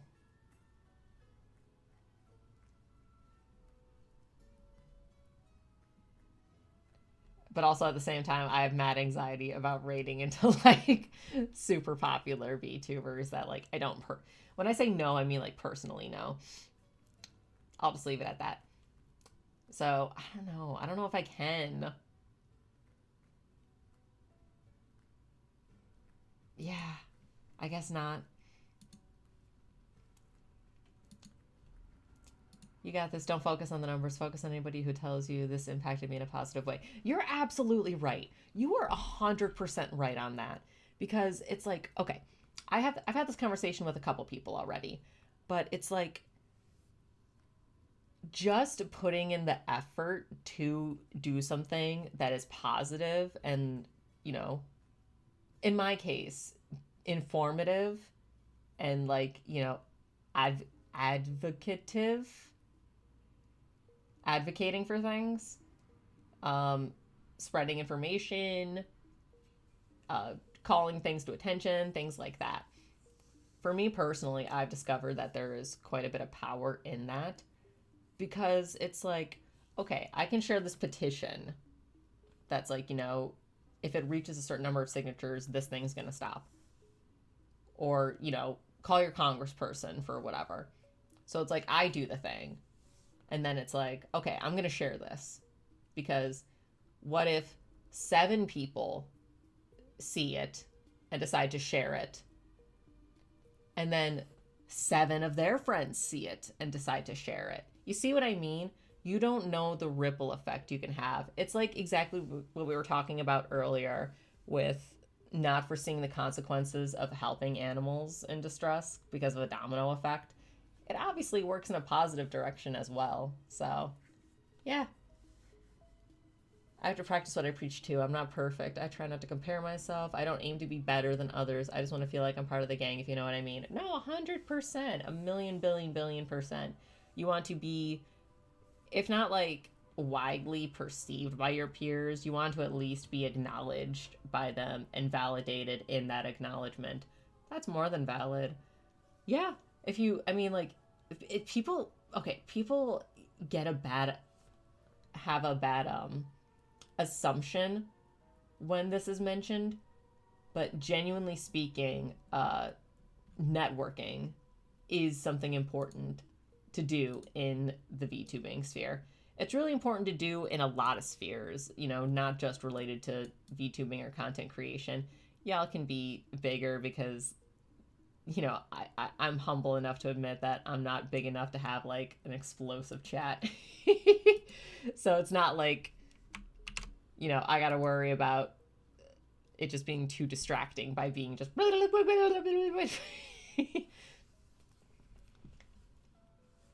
just follow your blue sky so we can interact more often. I love to get to know you. For sure.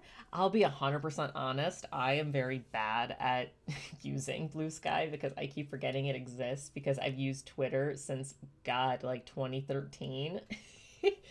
But I'm going to try to get better about it. I wish I knew how to like cross post between both. Like, oh, I make a post on Twitter and it automatically goes to blue sky, but I don't know if such a technology works, and or I don't know if I can practice that technology.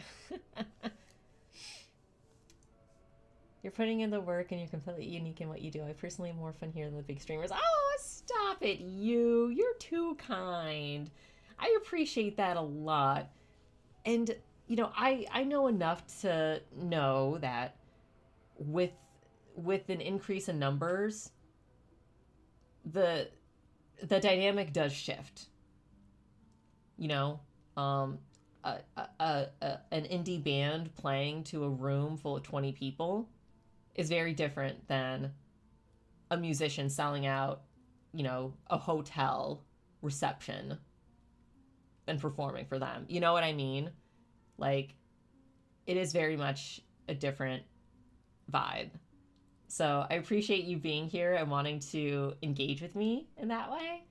And I just want to acknowledge that, like, you know, ideally, I'm not doing this for success, but given the goals that I have with streaming, it would be ideal to, you know, have a lot of eyes on a lot of things that I want to talk about and charities I want to display. So, like, that's, you know, on paper textbook, something that would be good.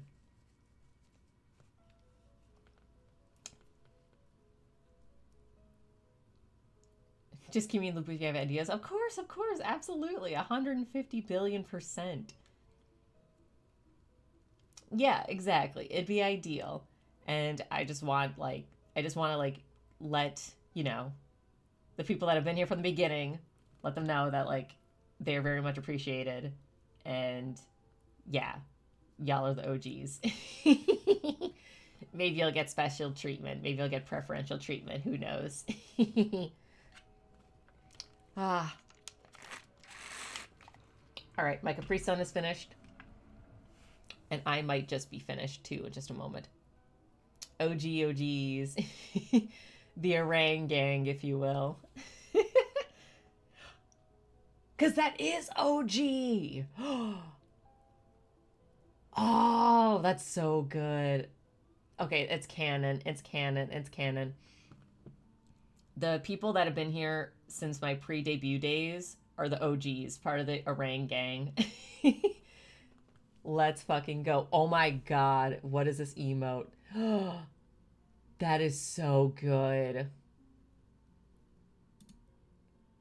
I know we're only going to be here for another, like, couple minutes at the most, but that is so good. I'm obsessed. My laundry list for things I need to acquire for my debut grows. I need to get all the emotes that I need, because by golly, I have seen quite a few Etsy packs of, like, just primate emotes that I need very much. I need them very badly. Emotes. I gotta, like, properly 100% rig the model to my satisfaction before I do a proper debut of it. And include all the accessories, because there are plenty of things that I wanted to include in the original, or, like, in this, you know, full body model. I want it to be full body too. I think it would be very funny if I had some feet tracking of some sort.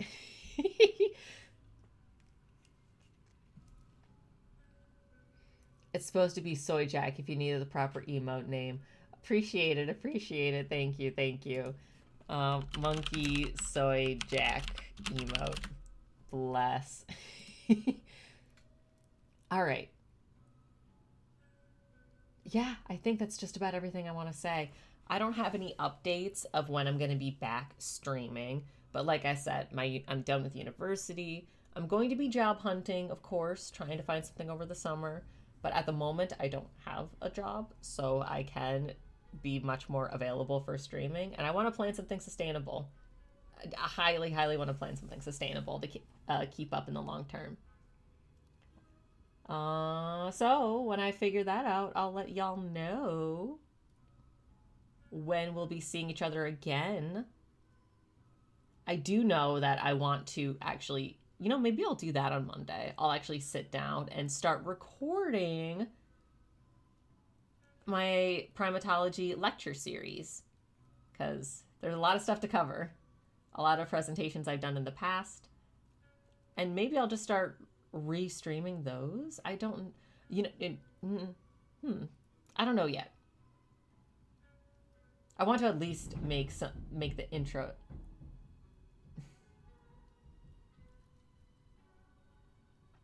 I don't know why, but my neighbors sure do love running up and down them steps.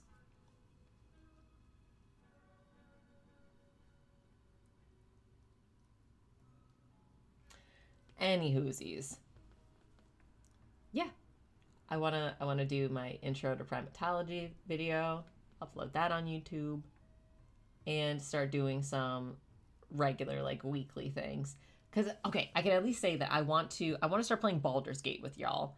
I know I play Stardew Valley pretty much exclusively as my content, but I don't know. I kind of just want to, like, lock into something I know I can lock into for a long time. Because I want to play Ancestors, but I legitimately feel like I need to practice playing it more to actually be able to play it well enough to stream it. Does that make sense? There's like certain games that I could play for the first time on stream and like feel fine about it. But Ancestors, it's just like the controls are so difficult. I really, really, really feel like I gotta get better at those first before I can progress story-wise with everybody. Oh, have you not seen anybody play Baldur's Gate Retro? Because if so, then we are in for a treat and a half. I have not beaten it yet. No Act 3 spoilers from anybody, please and thank you. I've only played through Act 2. But, oh man. Okay, then, yeah, we're going to have a lot of fun. We're going to have so much fun. We'll see if my computer can handle Baldur's Gate and VTube Studio and OBS at the same time. We will see about that. But that's a problem for another day. For today, I'm gonna make sure one last time that nobody I know is streaming, making sure nothing changed in the past couple minutes. Yeah, nobody I know personally is streaming. Because okay, so like here's my dilemma. Like somebody like Cabal is streaming, and I love Cabal. If y'all don't know about Cabal, please check them out. Okay, I'll spell it once I stare at it long enough to memorize how it's spelled.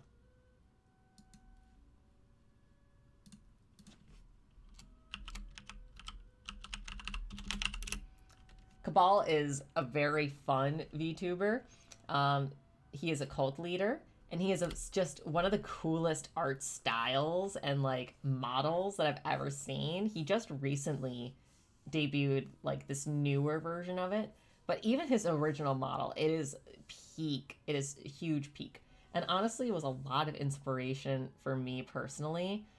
Not even like in the way of like influence, but just like, man, he's doing that. He is not being, a bi shonen anime boy or like a, rugged anime bara. He's like doing his own thing. Oh, I mean, when you look at him, it's like, oh yeah, his name would be Cabal. He's great.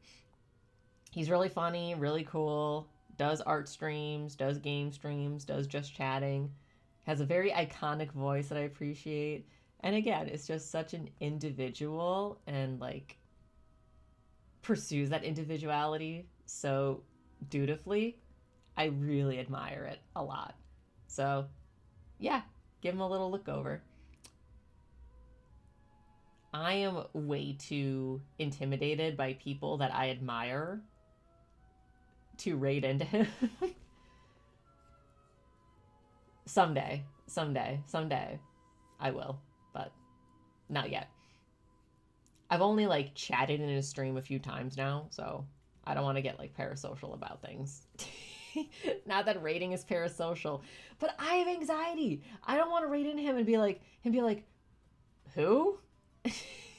Which I know he wouldn't be like externally, but anxiety. It doesn't have to be rooted in reality to be anxiety. All right, I gotta go eat. I'm struggling. Thanks again for being here, everybody. Thanks again for your patience, not only for me dealing with things, but just y'all dealing with me. Okay, I'm gonna go. Thanks again. I'll see y'all when I see y'all. Goodbye.